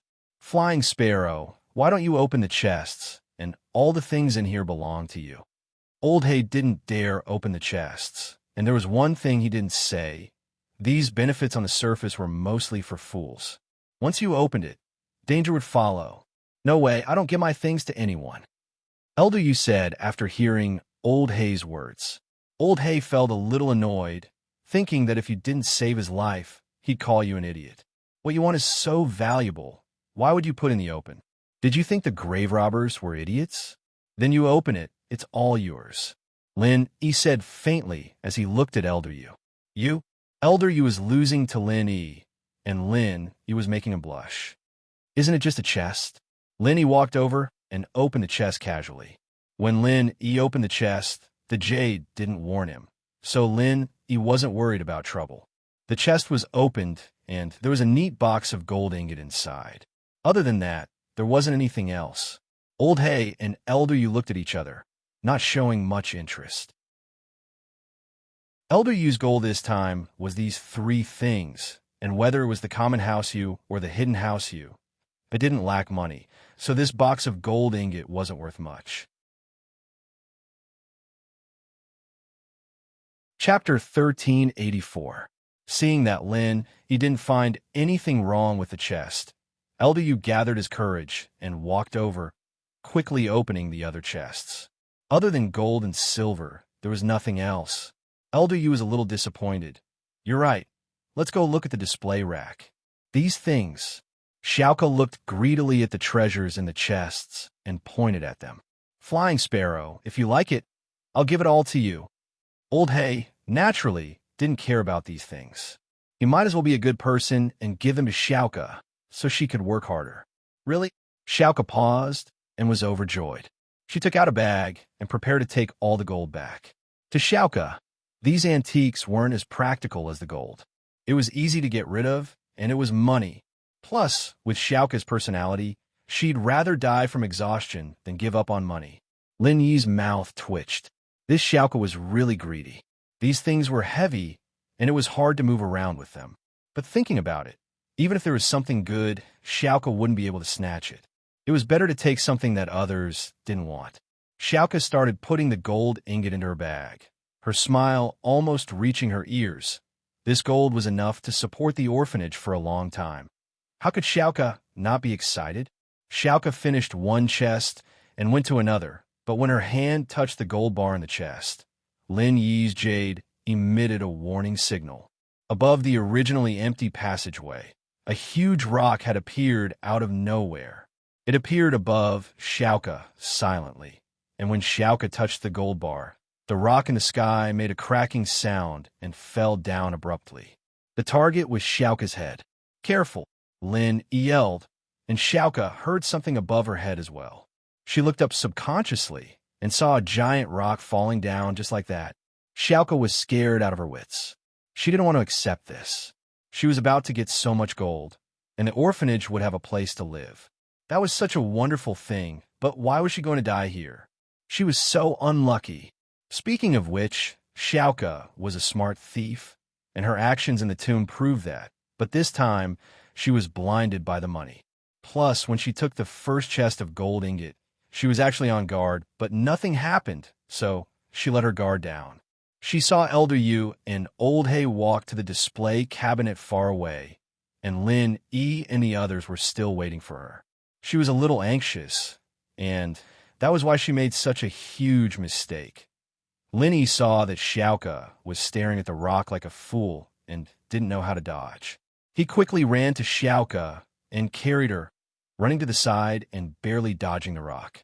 There was a loud crash, and the rock smashed into the place where the treasure chests were, sinking a few chests into the ground.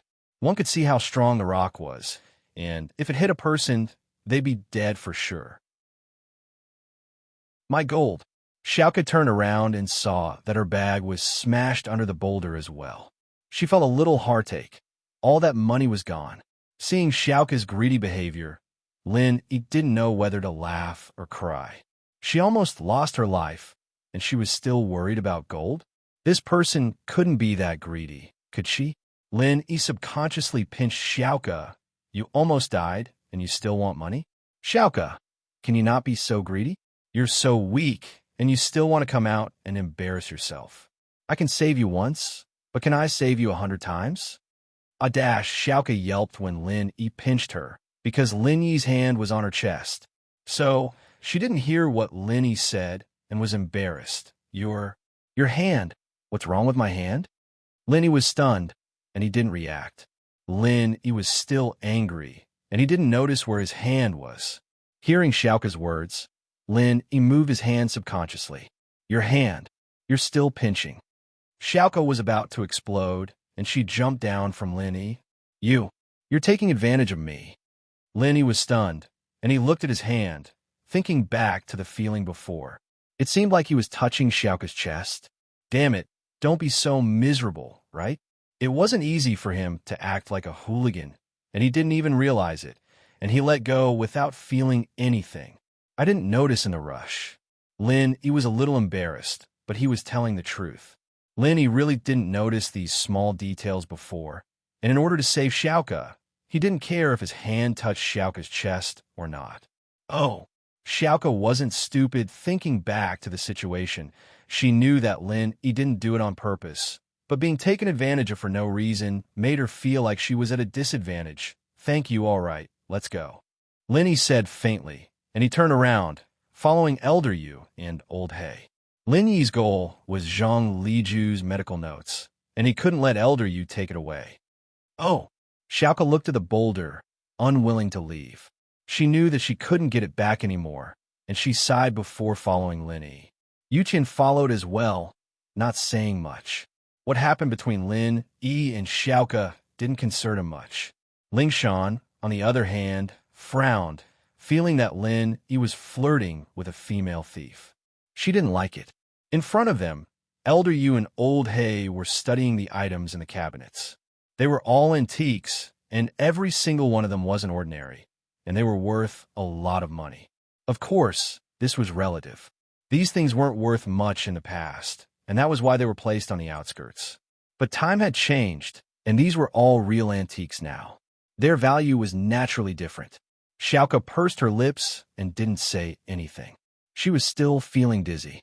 Did she get MO just like that? Looking at Lin Yi's back, Xiaoka's eyes flashed with a complicated expression. Right, what did he call her?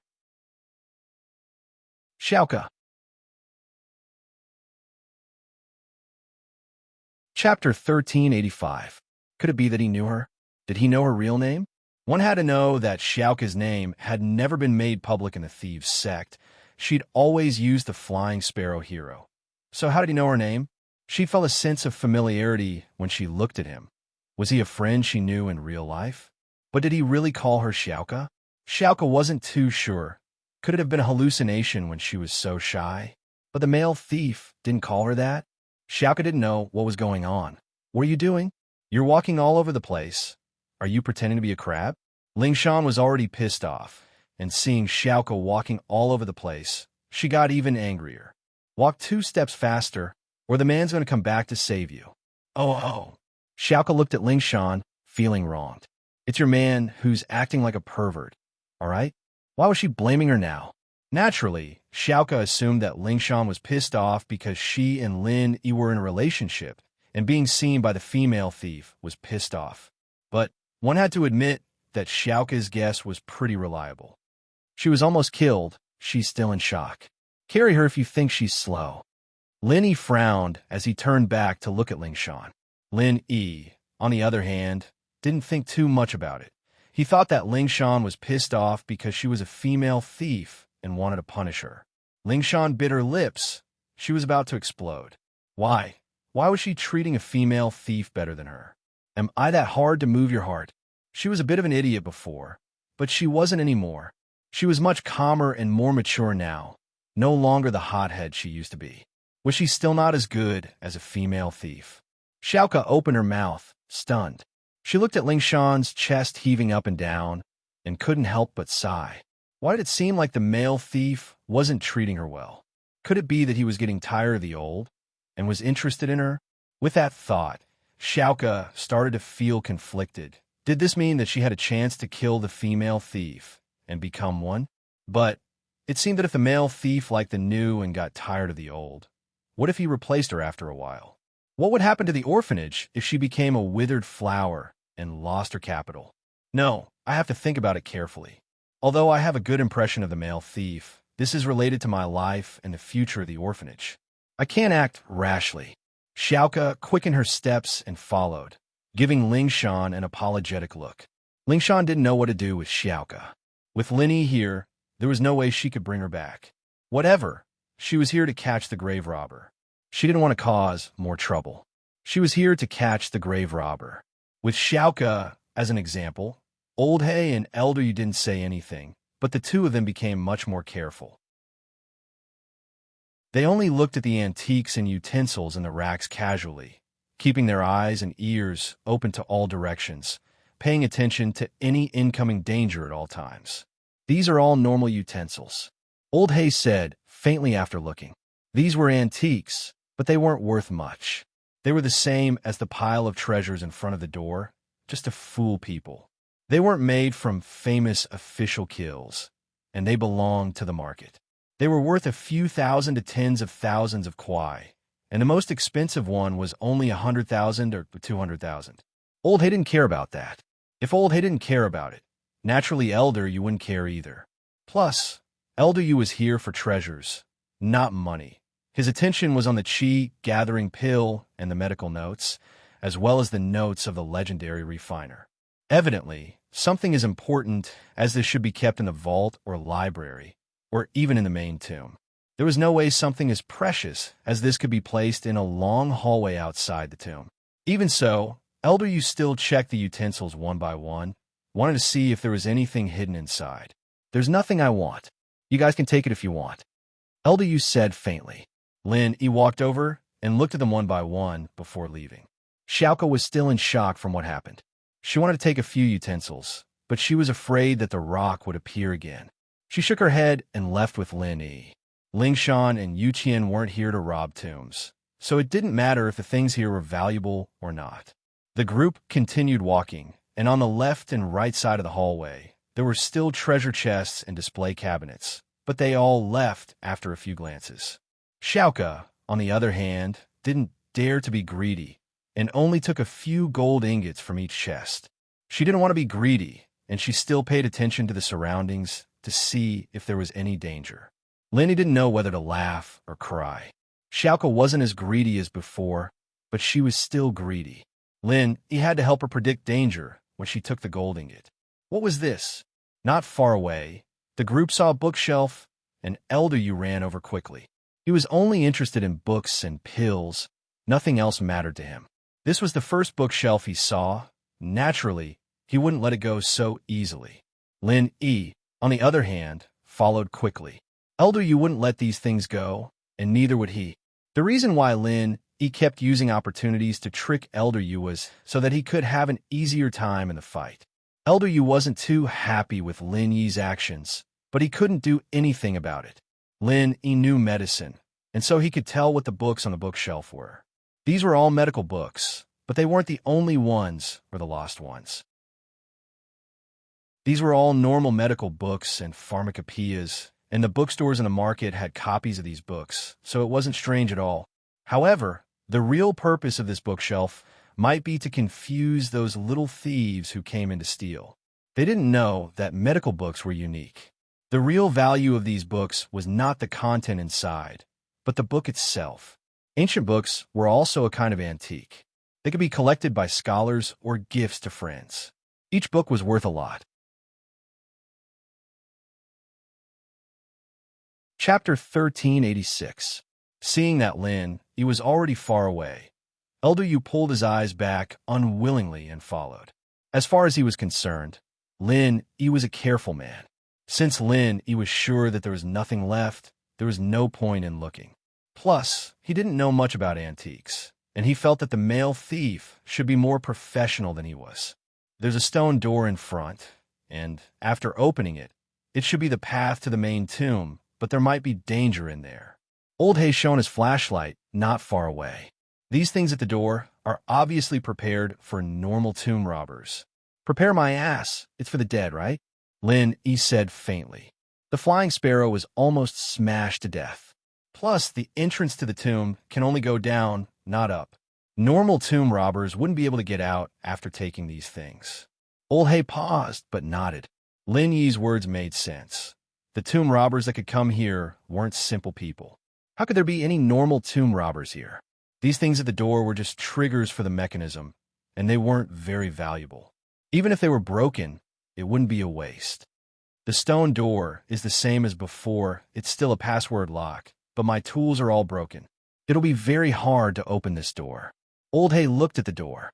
Elder Yu, do you have any good ideas? What good ideas can I have? Elder Yu said, I don't know about these things. You came here, and you're just a piece of trash. You still want this and that. Lin Yi said faintly. If I'm not wrong, the password for this door should be the same as the one before. Tomb robbers who can come here are all masters, and it's only a matter of time for them to crack a mechanism like this. Even if they don't have the equipment, they can solve it with patience, so the designer wouldn't spend too much effort on this. What Lin Yi said was actually what Bojia's data. As far as he was concerned, if there was a password in the tomb, then the password should be the same. Oh, Blackie paused. I'll try.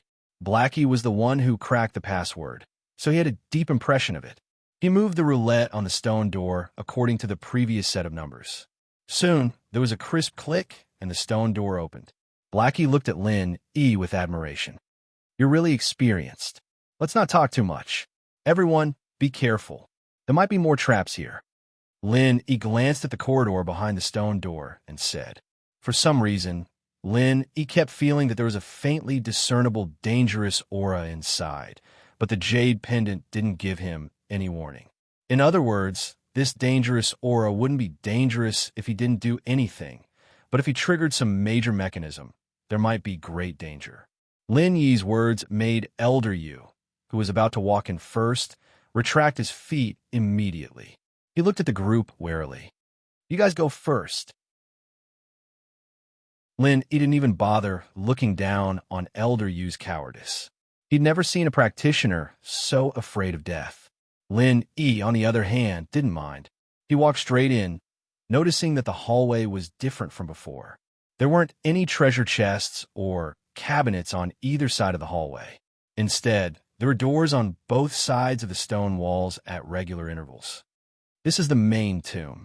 The rooms on both sides should be the funerary collection rooms, and so on. The owner of this tomb was obviously a scholar, so the tomb was very practical. A few collection rooms should be enough for the owner of the tomb to rest in peace after his death. There's no need for the extravagance of an emperor's tomb. Old Hay said to Elder Yu as they walked, "The things we want should be in these rooms." "All right, let's open it." Elder Yu nodded and pointed to the first room. The stone doors here didn't have a password and could be opened directly. But Elder Yu didn't want anything unexpected to happen, and naturally, he wouldn't open the door himself. Old Black gloomily opened the stone door. Nothing strange happened, which made everyone breathe a sigh of relief. The room was huge, but there weren't many things inside. There was only one shelf with some bronze and porcelain items. However, the things inside made Old Hay and Xiaoka's eyes light up. Lao He quickly ran over and looked at the items on the shelves. His face was filled with greed and shock. In the eyes of a discerning person like Lao He, he could determine the value of these items at a glance. Each one of them was a priceless treasure. This bronze cauldron should be from the spring and autumn period. Old Hay looked at the cauldron on the shelf. Also, it should be a royal item. There's a mark here. "I only want money." Xiaoka looked at the things on the shelf. They were all rare treasures, but to her, they were useless. "You're not taking any of these?" Old Hay frowned. There were too many things here, and he couldn't take too much by himself. Now that they were in the tomb, he didn't know how to get out. Not only would it be hard for him to move around, but the porcelain items would break easily. It was a classic case of biting off more than he could chew. So, Old Hay only wanted to take a few things that were easy to carry. That cauldron was an antique with a sky-high price. If he did it right, it could easily sell for over 100 million in an auction. "I can't get rid of it even if I take it." Xiaoka shrugged. "All right, I'll give you the 10% I promised you." Old Hay sighed and decided not to go back on his words. The male thief wasn't a good person, and Xiaoka had been very useful along the way, so he'd rather give her 10% of the profits. The problem was, how are they going to get out of the tomb now? It was obviously unrealistic to go back the way they came. Not to mention that the ground above had merged. Even if it hadn't, it would still be difficult to climb up. The entire passage was a huge S shape, and the stone walls were smooth enough to be used as a slide. When they fell, they didn't feel any obstruction when they bumped into the stone walls. It could be said that this kind of place was easy to go down, but difficult to climb up unless they had something like a suction cup. But this roundabout route, if it didn't rely on gravity to slide down naturally, how long would it take to climb up?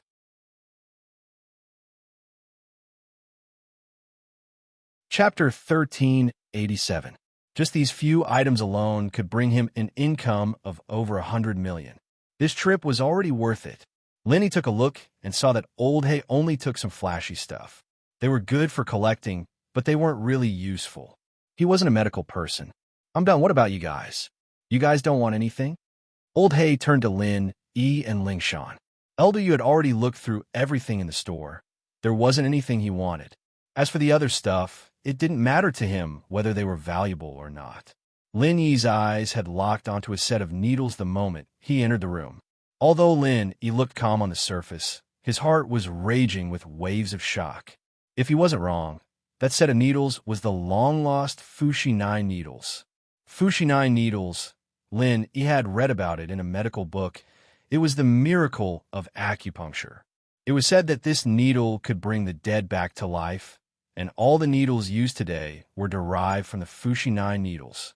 Whether or not this thing was that amazing, Lin Yi didn't know, but it was true that it had been lost for a long time. Acupuncture was invented by Fushi, one of the 3 sovereigns in the ancient times. Whether Fushi's 9 needles were used by Fushi was unknown. However, this set of heaven-defying godly tools have been mentioned in many strange and unusual books. Lin Yi recognized the Fushi 9 needles in front of him because he saw the picture of the Fushi 9 needles, but he couldn't tell if it was real or fake. Lin Yi could only ask the old man for confirmation, but it was real if he wanted to keep it in his pocket. Because Lingshan was here, Lin Yi didn't want to put her in a difficult position. With her personality, she'd probably make him hand it over after this, so Lin Yi didn't move. He bent down and whispered something to General Wei Wu before standing up and leaving the room. "Let's go. Since there's nothing else, let's go to the next room." Lin Yi walked out first. Lingshan and Yu Qian followed closely behind, with Elder Yu, Old He, and Xiaoke all leaving as well. General Wei Wu was the last to leave, but no one noticed that one of its claws was carrying something. The second collection room was obviously a place to store all kinds of finished pills and herbs. As soon as he entered, he saw a neat row of medicine cabinets. Every small drawer was labeled with the name and usage of the medicine. It was obvious that they were commonly used by the owner of the tomb when he was alive. Lin Yi quietly took the 9 fushi needles from General Wei Wu and kept it in his pocket. General Wei Wu could understand what Lin Yi was saying. As soon as he stepped in, Elder Yu started looking for the qi gathering pill he wanted, scanning the list of items one by one. Lin Yi wasn't in a rush to find any qi gathering pills, but he opened a few boxes casually.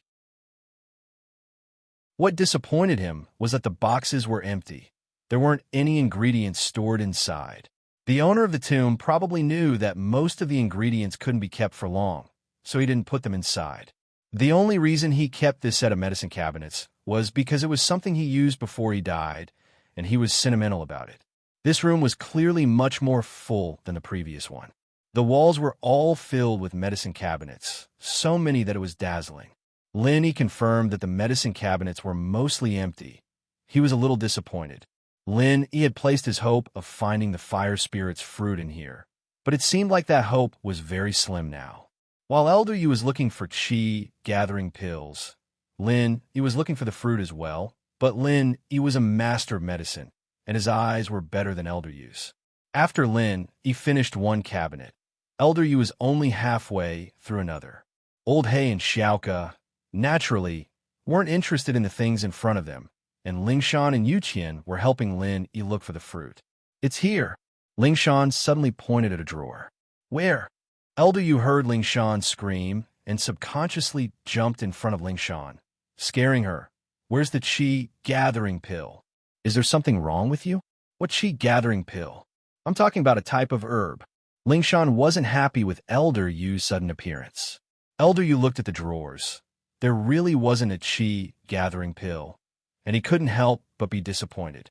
He humphed and dodged to the side, but with his suspicious personality, he wouldn't just leave like that. He wanted to see what Lingshan had found. Fire Spirit's fruit. Lin Yi looked at the label on the drawer, and his breathing quickened. There really was something like this? And it seemed like there was more here.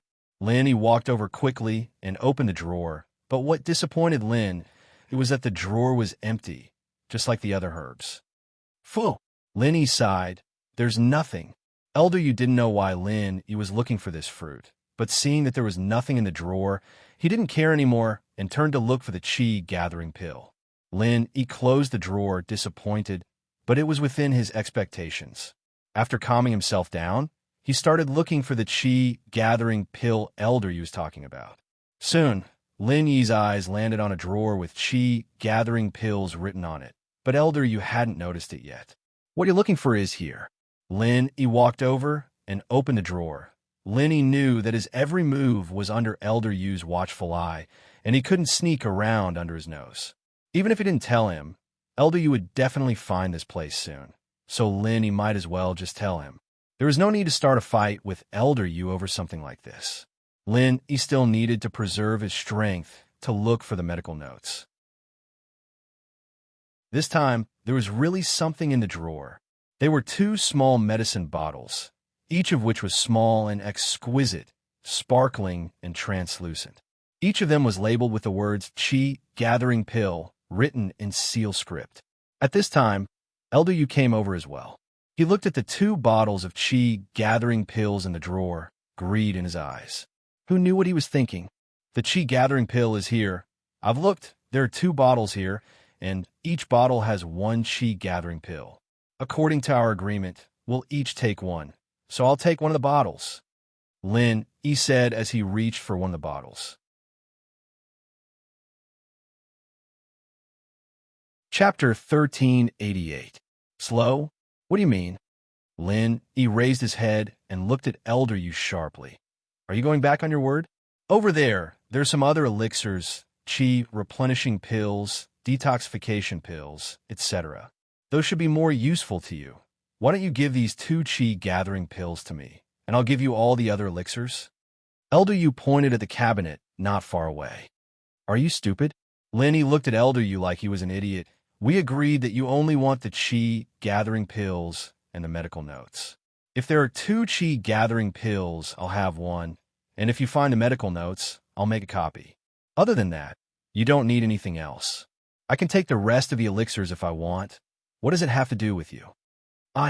Elder Yu's face turned ugly after hearing Lin Yi's words. Lenny was right. He did say that before, but he thought that there was only 1 chi gathering pill in the tomb. He didn't think that there would be 2.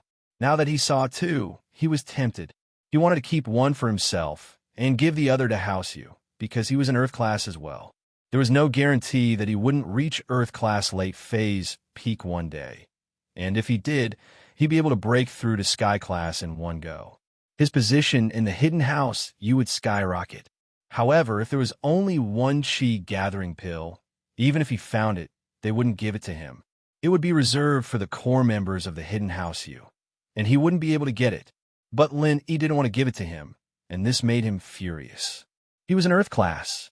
Normal mystic, even mystic late phase peak, would be scared when they saw him. The difference between Earth class and mystic class was like heaven and earth. But Lin Yi wasn't afraid at all. He had that chi bomb killer move, making Elder Yu very wary. He could only be angry in his heart, not daring to argue with Lin Yi too much on the surface. Take yours yourself.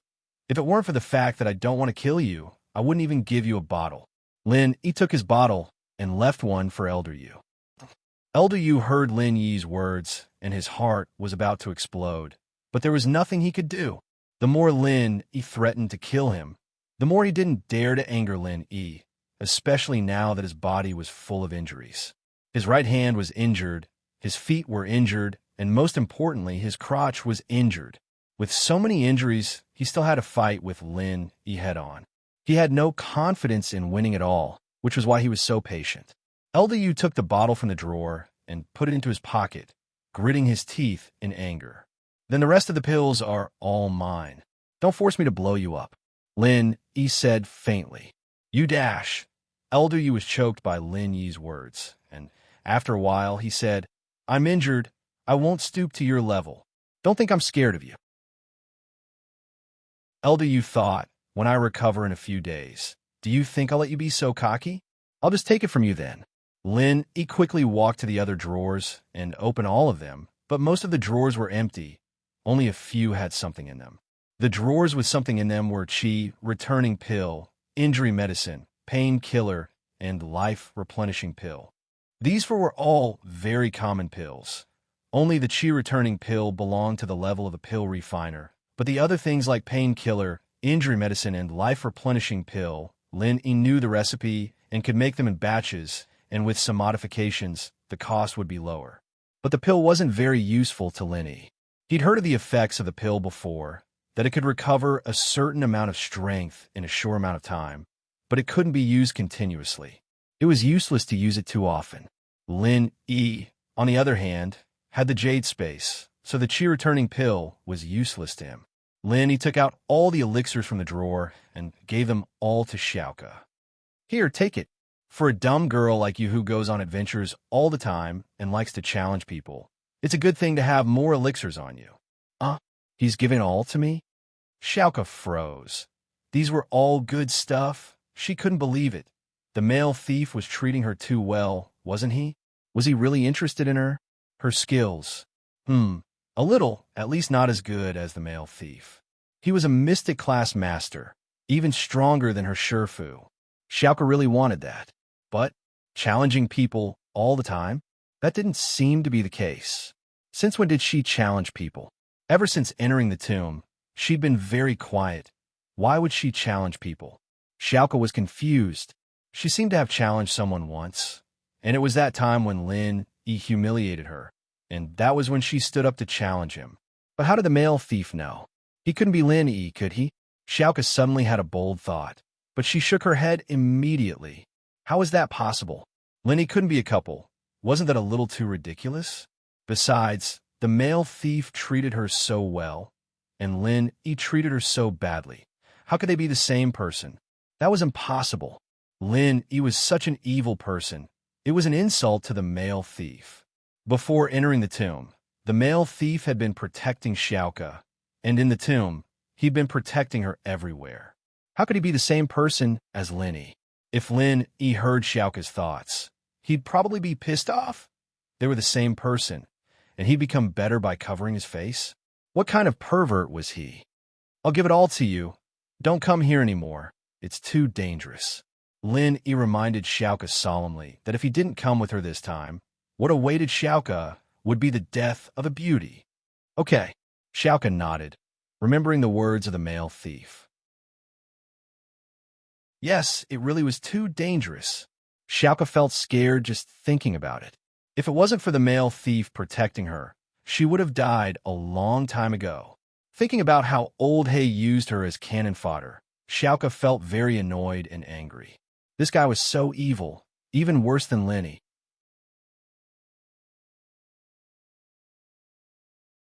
Chapter 1389.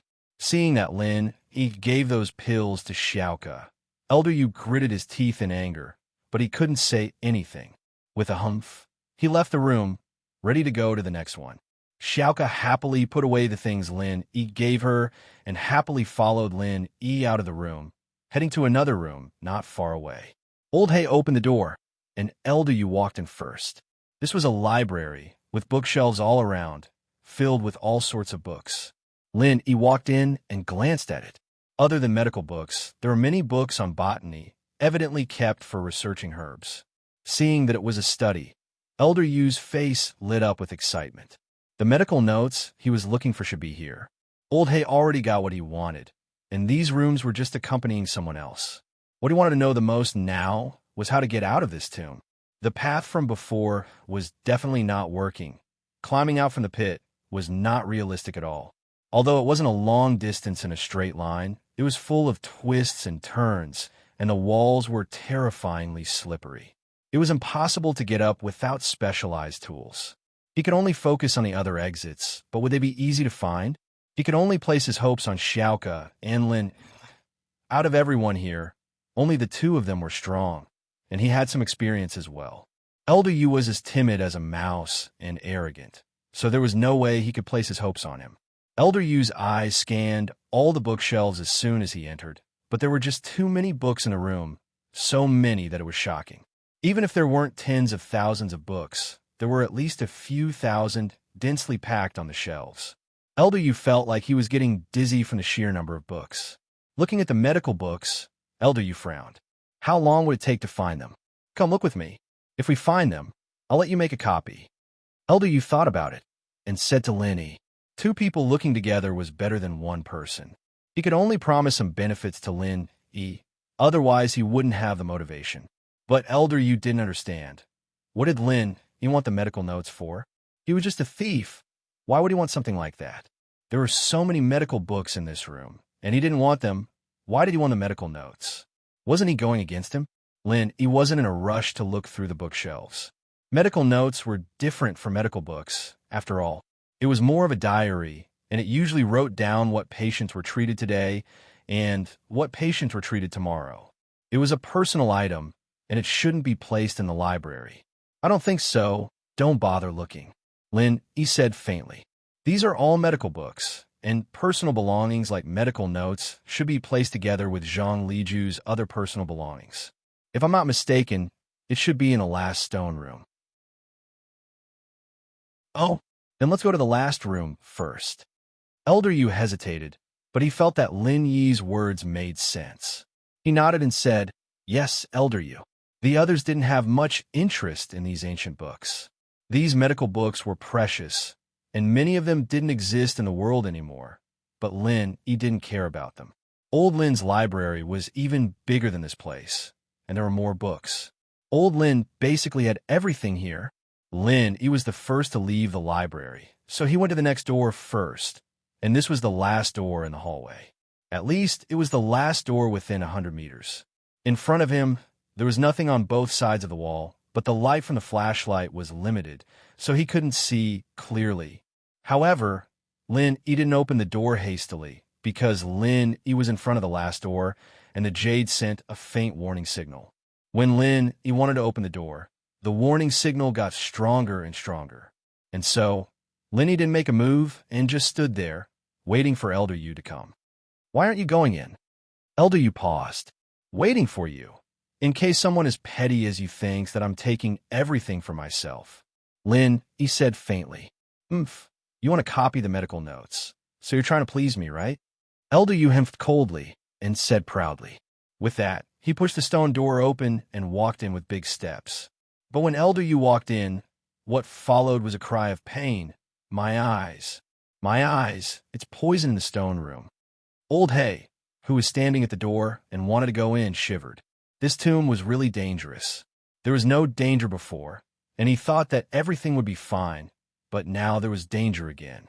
Even Elder Yu was injured. "Male thief, you little brat, you want to trick me? Let me be the cannon fodder first." Elder Yu roared and rushed out of the stone room.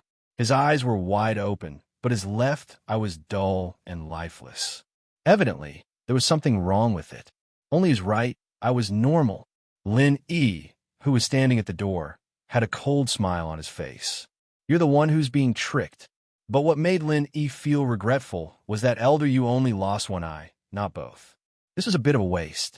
It was painful for Elder Yu, but it wouldn't affect their strength much in a fight. "I tricked you? Are you kidding me? You went in yourself. How am I tricking you? Don't tell me I'm the one who created this tomb?" Lin Yi humphed coldly. "I've reminded everyone before, there should be danger in here. Who can you blame for being careless?" Elder Yu was a bit pissed. Yeah, who could he blame for being careless?